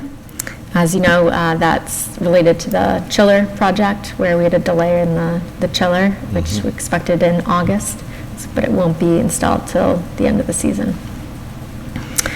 The director has been in contact with the Cemetery Commission and Town Council about the location of the remains of those related to the West Street Terrace Memorial, but the remains are on private property, so Town Council is reviewing recommendations. The director attended the Park Commission meeting regarding the installation of the septic system at Marshall Park that was referenced tonight. From the police department, the police chief reported there have been 2,200 calls for service in the last 4 weeks and 27 arrests. The accreditation process is complete, and they should hear by August and receive their accreditation by March of 2023. There are currently 2 reserve officers that will need to go to the Bridge Academy, but the state is reimbursing towns the cost of sending them to the academy. The chief received the final cost for a co-response mental health clinician and related costs that would be shared with the town of Lancaster, and this will be submitted as a request for ARPA funding. The fire department, the new position for fiscal 23 has been filled. Jenny Smith, who is already was working for the department, and she'll be attending paramedic school to become a paramedic. Finance director is working on finalizing the closeout of fiscal 22. Mr. Chair? Yes. May I ask something of the town manager, please? On the police report, I've never seen this, that they haven't really in the past said how many calls and arrests there were. Yeah. I am assuming he is pointing this out because it is extremely high, but do we have any indication about how high that is? I can find out comparative Yeah. Yeah, statistics. because, I mean, if somebody's going to throw out statistics, I don't know, like, what does an average July look like in Lunenburg? My eyes bulged out when I saw. Right, I mean, it did me too, 2,200 calls in 4 weeks, that's, you know. Well, and the That's rests, 550 a week, Yeah. that's a lot. especially the arrests. so. Yeah. Thank you. The Green Communities Competitive Grant Award. This past Friday, received notification that we were awarded the full request of $187,000. No, you skipped over the Ritter. Oh, I did. Thank you. Back one report. Ritter certificate to alter the denial and next steps. On June 27th, the APDC denied our certificate to alter application for the building envelope and ADA ramp at the Ritter building. And their opinion was based on the fact that the proposed window replacement was deemed inappropriate in preserving the historic value of the building. In the written determination, it stated the commission examined the original windows and found most to be in good working order and in need of repair and maintenance. All other work in the CTA was approved by the commission, but in order for the CTA to be approved, we would need to resubmit with a change of scope, as well as from changing it from replacing to maintaining and repairing, including they reference the storm windows to replace those, although that is exempt from their purview, interior alterations. This would also require the complete specification package that was submitted by our architect to be changed as well. And so I'm looking for guidance from the board on a path forward, as whether we resubmit without the windows included, or there is the appeal to town meeting. In the fall. Mr. Chair, can we put this as an agenda item for next week? We can. Next week? Yeah. You're not? I'm not here, but, Oh, sorry. but yeah, we can put it on Well, for we next can't vote week. on it tonight because Yep. it really wasn't posted that we would be doing it, so. We can comment, but. Yeah. Yeah. I think we should discuss this next week, and I will defer to the majority of the board, unless it's a 2-2 board. Then at that point, we'll have to discuss it anyway. My comments on this are, you know, since this is kind of the space that I work in, I think this is the ongoing challenge is always historical preservation districts. Every community, it is always a challenge, and this is the constant challenge in my field of getting progress in buildings. You know, when we look at my opinion is that we need to resubmit to them with some modification of language, and then before we try to town meeting override. I think this is a straightforward. I don't think we should extract the windows from the scope. I think that they're just wrong on this one. So, I mean, when you go into the Ritter building, those windows are not in good working condition. That's just a falsehood. And I don't believe that those windows can adequately be repaired. And, you know, when we're talking about a building, I support community preservation, but I don't believe that because a building was built in a time period that it should forever lock us into energy inefficiencies. And so when it comes to windows, especially the windows of that building, they are not up to snuff. And so I don't think we should roll over and take this position that we are forever stuck with a hyper inefficient building, especially as we're working on future plans for that building, that it needs to be more airtight. We need better windows over there. And the idea that we can never change them is just wrong to me, because, you know, that's sticking with standards from, you know, 60, 70 years ago and tying us to that forever and ever and ever. And it's a bad precedent. So I think that there can be tasteful alternatives. I think a demonstration needs to be made very clearly to them of what the efficiency value is of the new window. I mean, a lot of people are looking at this not from the view of the building looks nice when you drive by, but from the view of what are we doing to protect the planet that we all live on. And I'm sorry, but windows that look cute from a different era is not the answer. You know, we need to be willing to renovate all of our windows in all of our buildings. If that saves us, if that's one less, you know, atom of carbon going into the air, then it's money well spent. So I'm violently, not violent, vehemently opposed, violently opposed. I'm vehemently opposed to that decision, but I also think that I'd rather us pursue a path to just re-engage them, discuss this with them again before we move to override. My feeling is not terribly different. My approach may be different, only for expedience sake. I think it would be easier, and it depends on when the work can be done. I'd rather not hold up everything else while we have that fight, and I think we should have that fight, but I think we should extract the windows, get everything else approved, which already is approved, and then just submit one for the windows, and in that time frame, then do exactly what you just said. I mean, every argument you just made, I support. It's an energy efficiency issue. It's people, this is not a museum that we want people to come and, hey, look at what buildings were like. People are actually using this, so we actually have to heat it, and we actually have to cool it, and people have to work in it. And it also protects the envelope of the building. They talk about that we don't protect the envelope of the building. Well, this is how you protect the envelope of the building. And so I think you use the martial arts, using their own arguments against them to say, and by the way, windows have been replaced, I'm sure, in Concord, Mass. In Lexington, the height of historical societies in Massachusetts. They're single pane, all the energy things you just said are accurate, and, we're not telling about refacing a facade, we're replacing a window. And we can find windows that look reasonably, considered in the same vein, although they won't be identical. So approaches, my logic is the same, my approach would be different, just to get the other parts of the project going. If I could ask, based on our bylaw changes, if we extract from the proposal, do we need to then go, if we extract the windows from what they denied, can we just go to the town with just the window portion, or do we need the full package that they denied?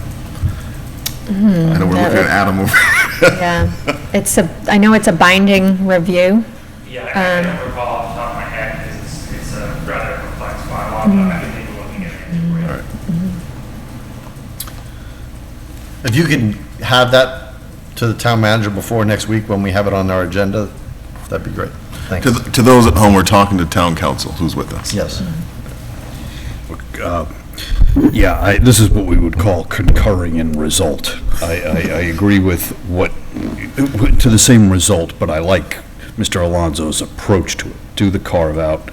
And I would want those new windows to be in keeping with the look of it, but I mean, for 1 or 2 atoms of carbon, I might be willing to do it, but we're not talking about 1 or 2 atoms of carbon. We're talking about a lot of waste, I'm sure.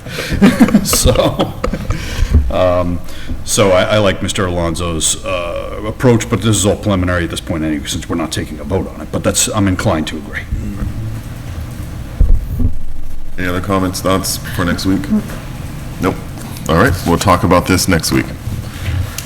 Okay. Thank you. You're welcome. Green Communities Competitive Grant Award. We were awarded the full request of $187,140 based on the competitive grant application that I submitted in April of 2022. The breakdown of the award is $172,140 for the LED streetlight conversion, $5,000 towards the purchase of a hybrid police cruiser, and $10,000 for administrative expenses.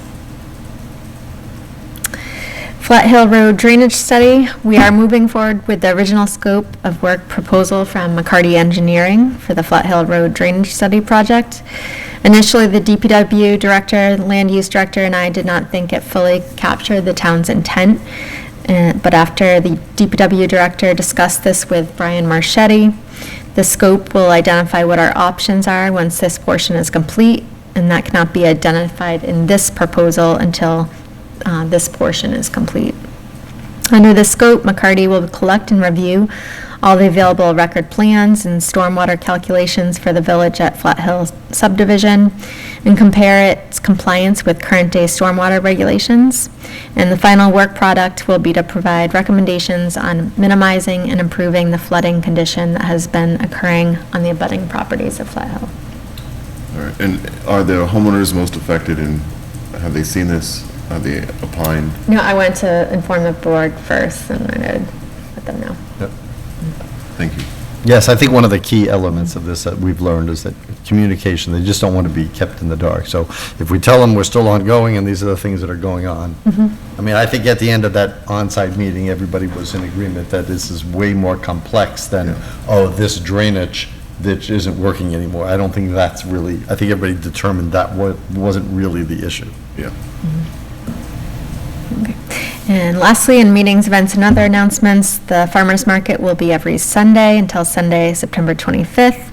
The Historical Society building is open during the farmers market hours.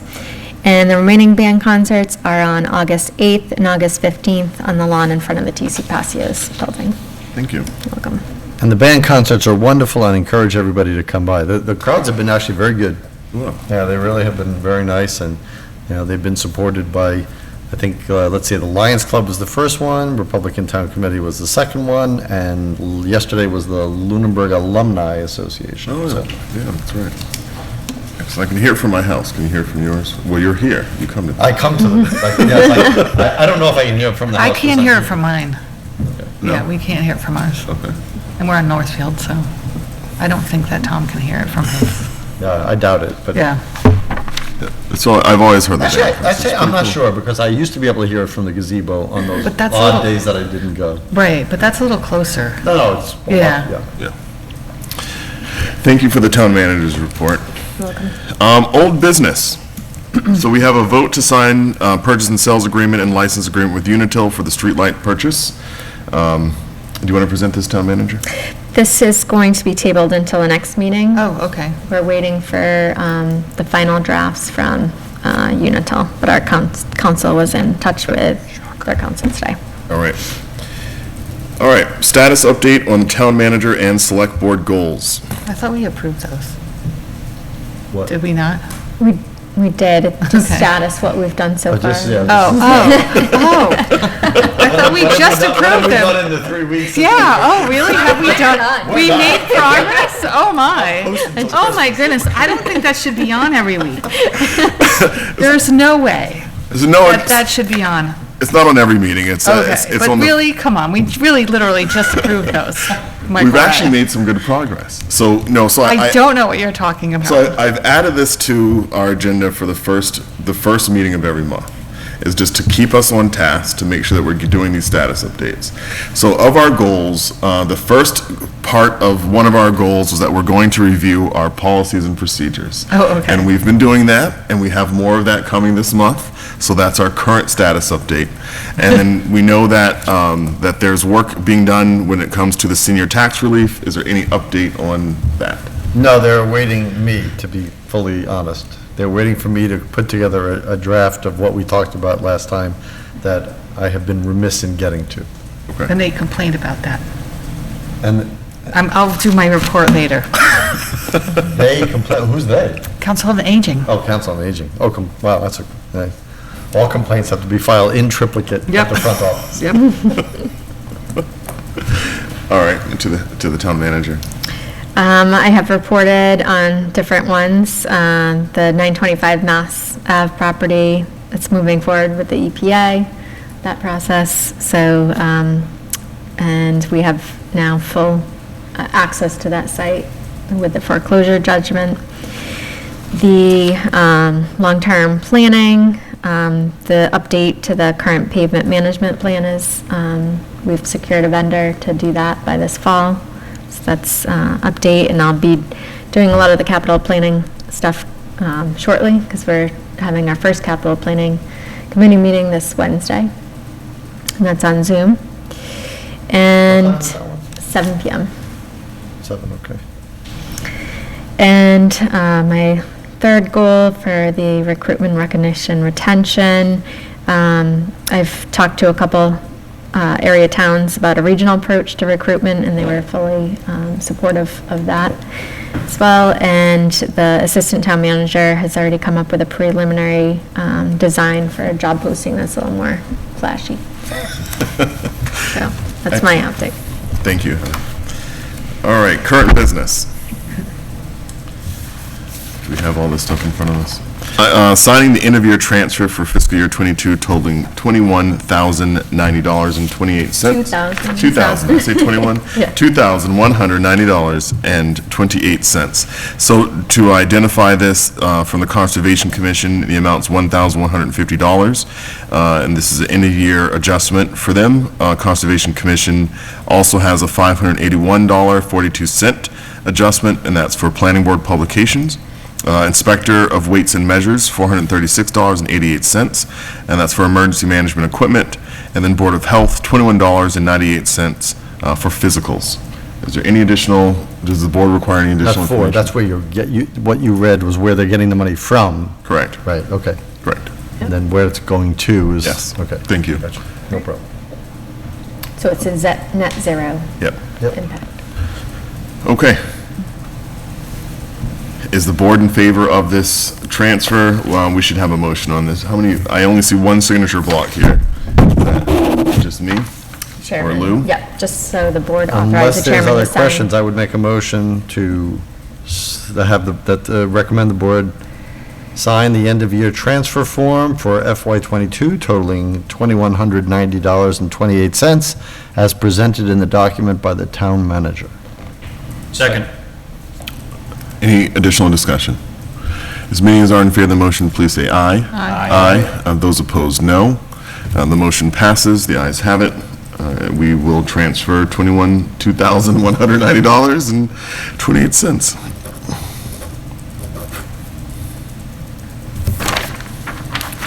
Keep this at the here or end of the table? I can take it. Okay.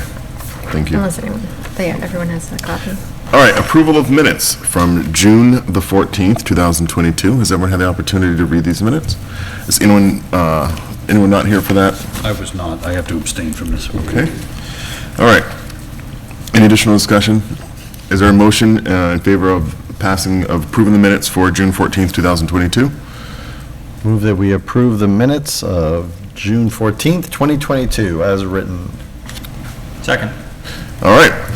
Any additional discussion? As many as are in favor of the motion, please say aye. Aye. Those opposed, no. Any abstentions? Yes, I'm abstaining. The motion passes 4-0 to 1 abstention. Please, again, thank Elaine for her minute preparation for our meetings. I will. All right, we have some warrants this evening. We have a school process payroll to the wrong employee, so there's a void for $1,230.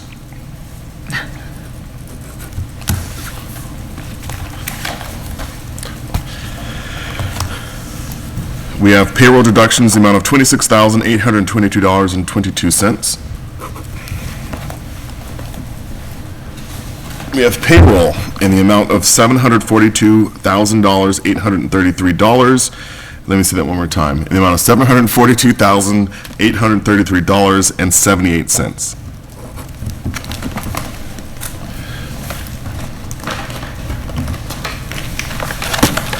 We have accounts payable warrant in the amount of $603,935.78. Do we have any action items this evening? Just one, Mr. Chair. I want to reiterate Mr. McDonald's public comment about the lines. I will continue this and hopefully we'll get a plan. It is really, Townsend Harbor Road is a dangerous road at night. It's very poorly lit and it's totally black with the new surface. There's not any lines anywhere. It fades into the shoulder so you can't even see. And of course, at some points it has twists and it also has some hills that make it very difficult to know where the road is going, especially if you're not familiar with the road. So, I know the DPW director is working with the contractor on scheduling line painting for not only the newly paved roads, but roads that need to be repainted. So, Can we also prioritize the handicap placard for the front of this building? that's on the list as well. Okay. and by the way, just to be clear, I mean, Crosswalks. like a road like Townsend Harbor Road, I don't think it needs to have two white shoulders and a single line. I mean, just one or the other.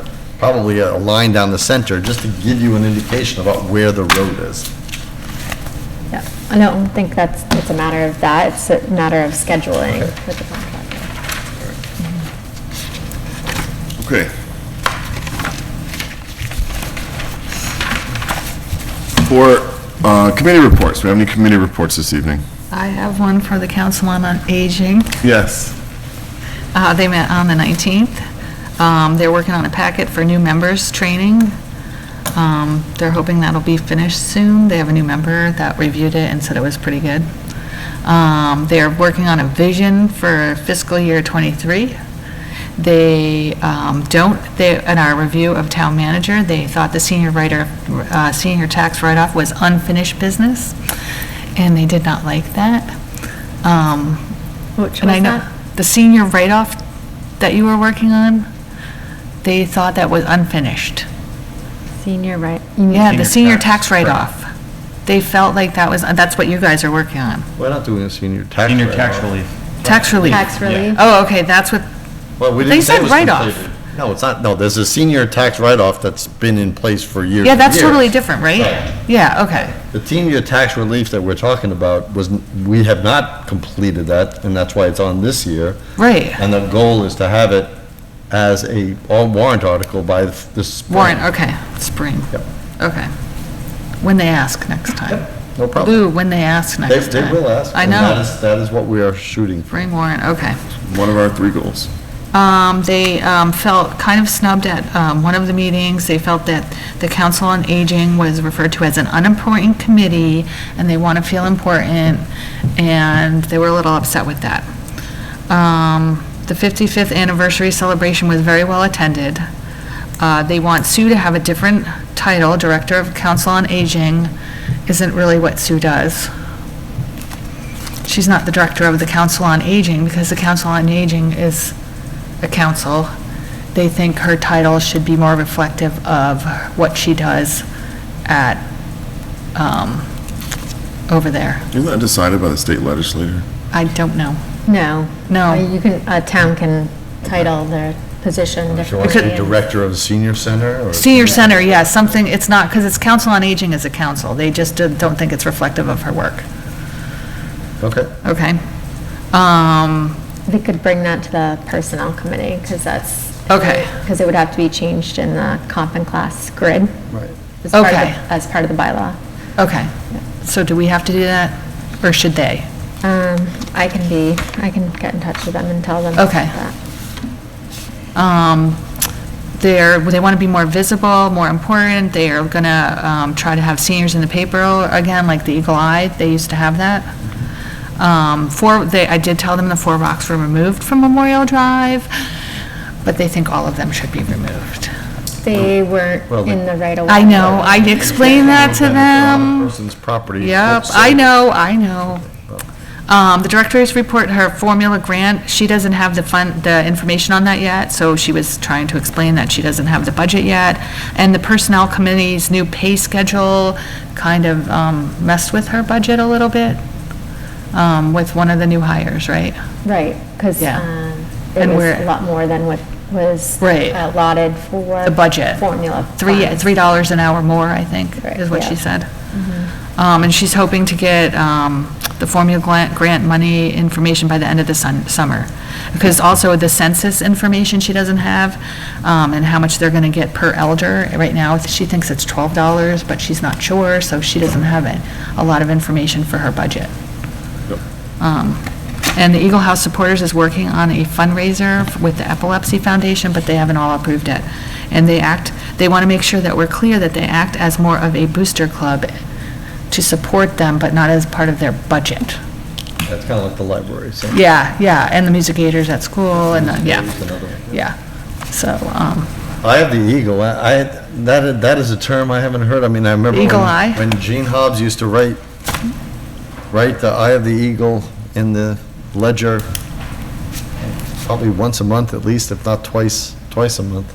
yeah, so One time. they just want to be more visible. Sure. They want more going on at the senior center, which maybe may not be the senior center if it's for 50+. I don't know what you call that. I do like to go to bingo there myself. But, yeah. So the comment about the unimportant board was directed towards me. So I was contacted by a member of the Council of Aging who expressed concern to me that I had stated that they believe that I had stated that the Council of Aging was an unimportant board, which, you know, given that I supported the Council of Aging, I think if there's one platform that I've had since being on a selectman, it's unflinching support for our senior community. I was rather upset and offended initially that someone would ever think that I would ever call the Council of Aging an unimportant board. It was pointed out to me, and I haven't watched the meeting, it was pointed out to me that it was said during a appointment for APDC, which was like, I don't know, 4 months ago. I wasn't, Yeah, that it was said Don't even know what they during were a talking request for about. appointment to the APDC when a conversation came up about members of the same household. Yes. And my opposition to it at that time. Yep. So recently, this came back out, and again, I haven't watched the meeting, I don't know, I haven't watched the meeting, I trust that whoever reported that, that it's not just a rumor, that it's something that was said, but as I said to the member of the council, two members of the Council of Aging, I do not hold the view that the Council of Aging is an unimportant board. I said that. I do not hold that position. I never have held that position, and I will never hold that position.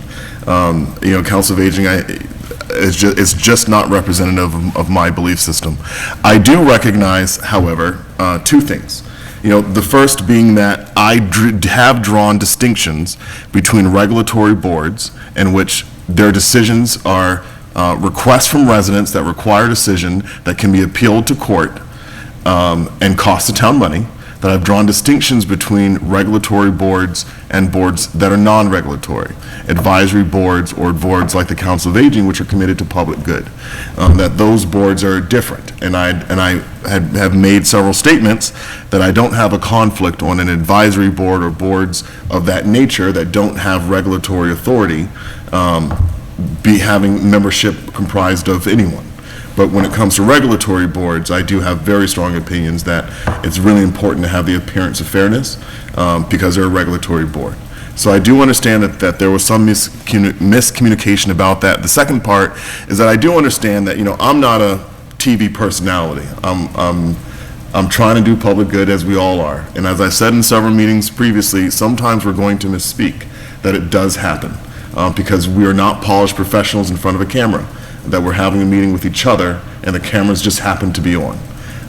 Sometimes we do speak directly to them and speak to the audience. We're aware of the platform that we have, but, you know, so I would also ask for there to be some understanding, some attempts to seek, you know, intent sometimes, that I know I have said many things that have been perceived as controversial, you know, and I, again, would just urge that, you know, this is to take the setting and just consider that in this environment that we need to have honest exchanges with one another, and I do not try to polish myself so much that I fear what my honest opinions are to share them with you guys. So, but to whomever may have understood me saying and felt hurt by me saying that, I sincerely apologize. It was definitely not my intent. It does not represent my actions or my beliefs. Could I add to that too, just because I specifically remember that conversation, because I remember almost every conversation I've ever had. It's a sickness.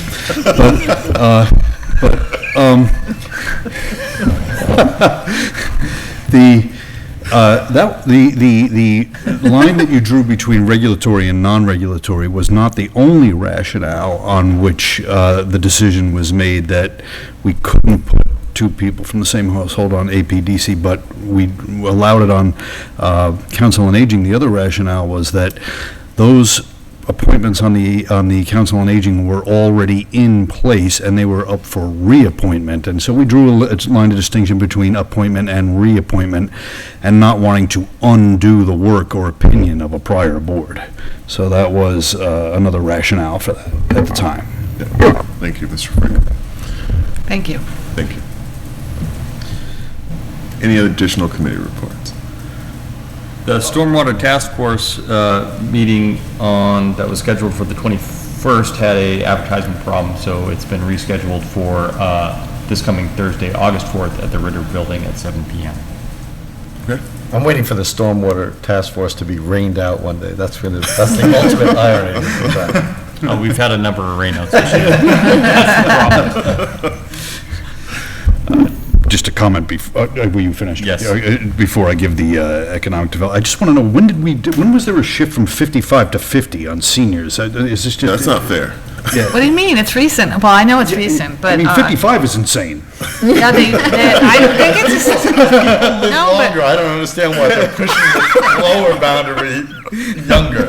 I mean. Well, you know, us middle-aged people, we want to feel like something. 50, I think it's a state thing, because they also, like, I got a scan-in so that if I go to bingo, they get resources for all the 50-plus that go as well. So I think it is a state thing. As many people as utilize the senior center is better off for the senior center. Yeah, right, I get that. Don't ask me, I have no idea. I never considered myself a senior until I started getting things in the mail at 50. Again, looking at, what is it called, the life insurance rates, what are those tables called? Actuarial tables. Yeah. I mean, 50 is now closer to middle age than it is to anything else.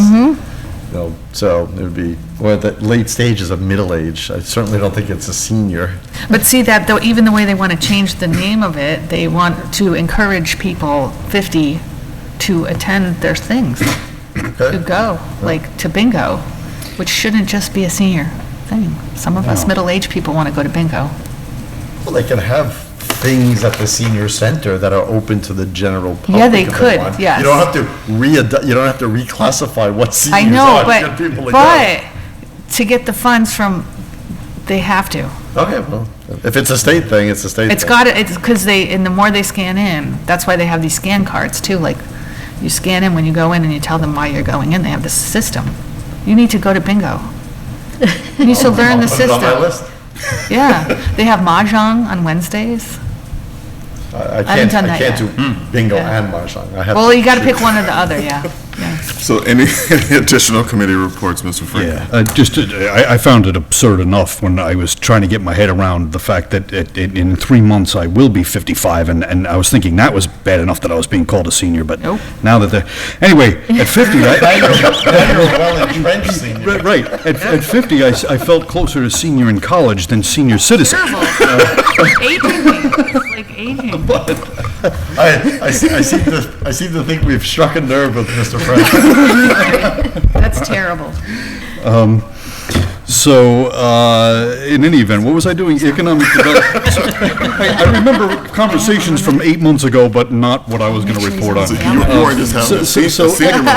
Economic development. Lou, are you not on the mailing list? Because I'm gonna make sure you're on the mailing list. No, I am. Oh, okay. It took me a second. Economic Development Committee met last Thursday. We started getting the business survey that had been developed has been pushed out, and we're getting responses back, not at the rate or the numbers we necessarily like, so we discussed those a little bit, but we don't have a statistically meaningful sample yet, so we're trying to push that out and get the word out and get more business people to respond to that. We discussed that in September, we'll be having a visit from Lunenburg Business Association, and then the meeting sort of went a little bit sideways, but not in a bad way. We spent about 20 minutes discussing 925 Mass Ave, and everybody's very thrilled with where that's going. I'm not even sure how the meeting went off into that sideways conversation, but it did, and that's basically the summary of what happened.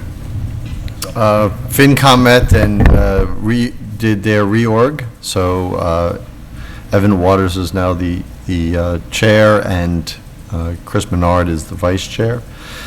And of course, we had a discussion about one of their main topics, which was the capital planning bylaw. All right. And then the Lunenburg Municipal Building Design Committee also met yesterday, and we've had to cancel 2 of the previous meetings, both for lack of quorum. And so I think it had to do with timing and people being on vacations, and that really is what it kind of boiled down to, except for the last meeting where we had to post the weekend that remote meeting order had lapsed. So we had to post a live meeting when normally the Lunenburg Municipal Building Design Committee meets remotely. And so I think that also influenced why we didn't have quorum at the last meeting that we had. But yesterday's meeting was really, we welcomed our new member from the Finance Committee, Mr. Gray. It was kind of an overview, since we haven't met for, a month, I believe a little over a month. It was a nice overview of kind of where we're at, just a reorientation to what we need to do going forward, and we have another meeting coming up. In 2 weeks, we're going to also, our September meeting would ordinarily, first meeting in September would ordinarily fall on Labor Day, and so we will be meeting on the 29th of August instead. So, 2 more meetings and good stuff. Anything from you, Heather? I have nothing. All right. Okay, so upcoming meetings. And Mr. Franco, I will ask you to read the executive session motion. But upcoming meeting schedules, we have August the 9th. I will not be here. We will have the vice chair, Mr. Alonso, chairing that meeting. We will also have meetings on August the 16th, August the 23rd. These will be some workshops on both of those meetings. Also, I've invited Jenny Albertson to come before us on the 16th to share a brief presentation on pollinator habitats around town. And I think it would be... What habitats? Pollinator habitats. Oh, pollinator, okay. Yeah. And I think, so I did attend a meeting at a resident's home recently, last week when we weren't meeting, and it was a really good and moving presentation about the necessity, about the monarch butterfly population, which is significantly depleted, and then steps that we all can take to help promote pollinators in general. And so I think that would be a great opportunity, and it is also my intention at the August 16th meeting to present some proposed policy and bylaw changes to the select board to start a discussion on environmental bylaws and policies. All right. Do we have any public comments this evening from the public? Seeing none. Any public comments from the town manager this evening? None. And from the board? Any pancake breakfast, Lou? No, I don't think so. My elf did not send me No, I don't think that. notices regarding. No, I don't it, think there is one tomorrow. Okay. Yeah, I don't have it on my calendar either. All right. So the select board's going to enter to executive session. Mr. Franco, if you wouldn't mind reading the motion. Okay, this is a mouthful, but okay. Move to enter into executive session and adjourn after exiting executive session pursuant to Mass General Law, Chapter 30, Section 21, Paragraph 3, to discuss strategy with respect to litigation where an open meeting may have a detrimental effect on the government's litigating position and the chair so declares, namely Appellate Tax Board case fiscal year FY21 docket number 342747, Town of Lunenburg versus Oliva, Central Housing Court docket 16H85 CV 00812, and approval of executive session meeting minutes related to these cases. So moved. Or second, sorry. This is a roll call vote. Is there any additional discussion on this motion? This is a roll call vote. Selectwoman Soroka. Yes. Aye. Sorry. Selectman Dwyer. Aye. Selectman Franco. Aye. Selectman Alonso. Aye. And an aye for myself. To those at home, have a good evening, and we will see you here. My colleagues will see you here next week.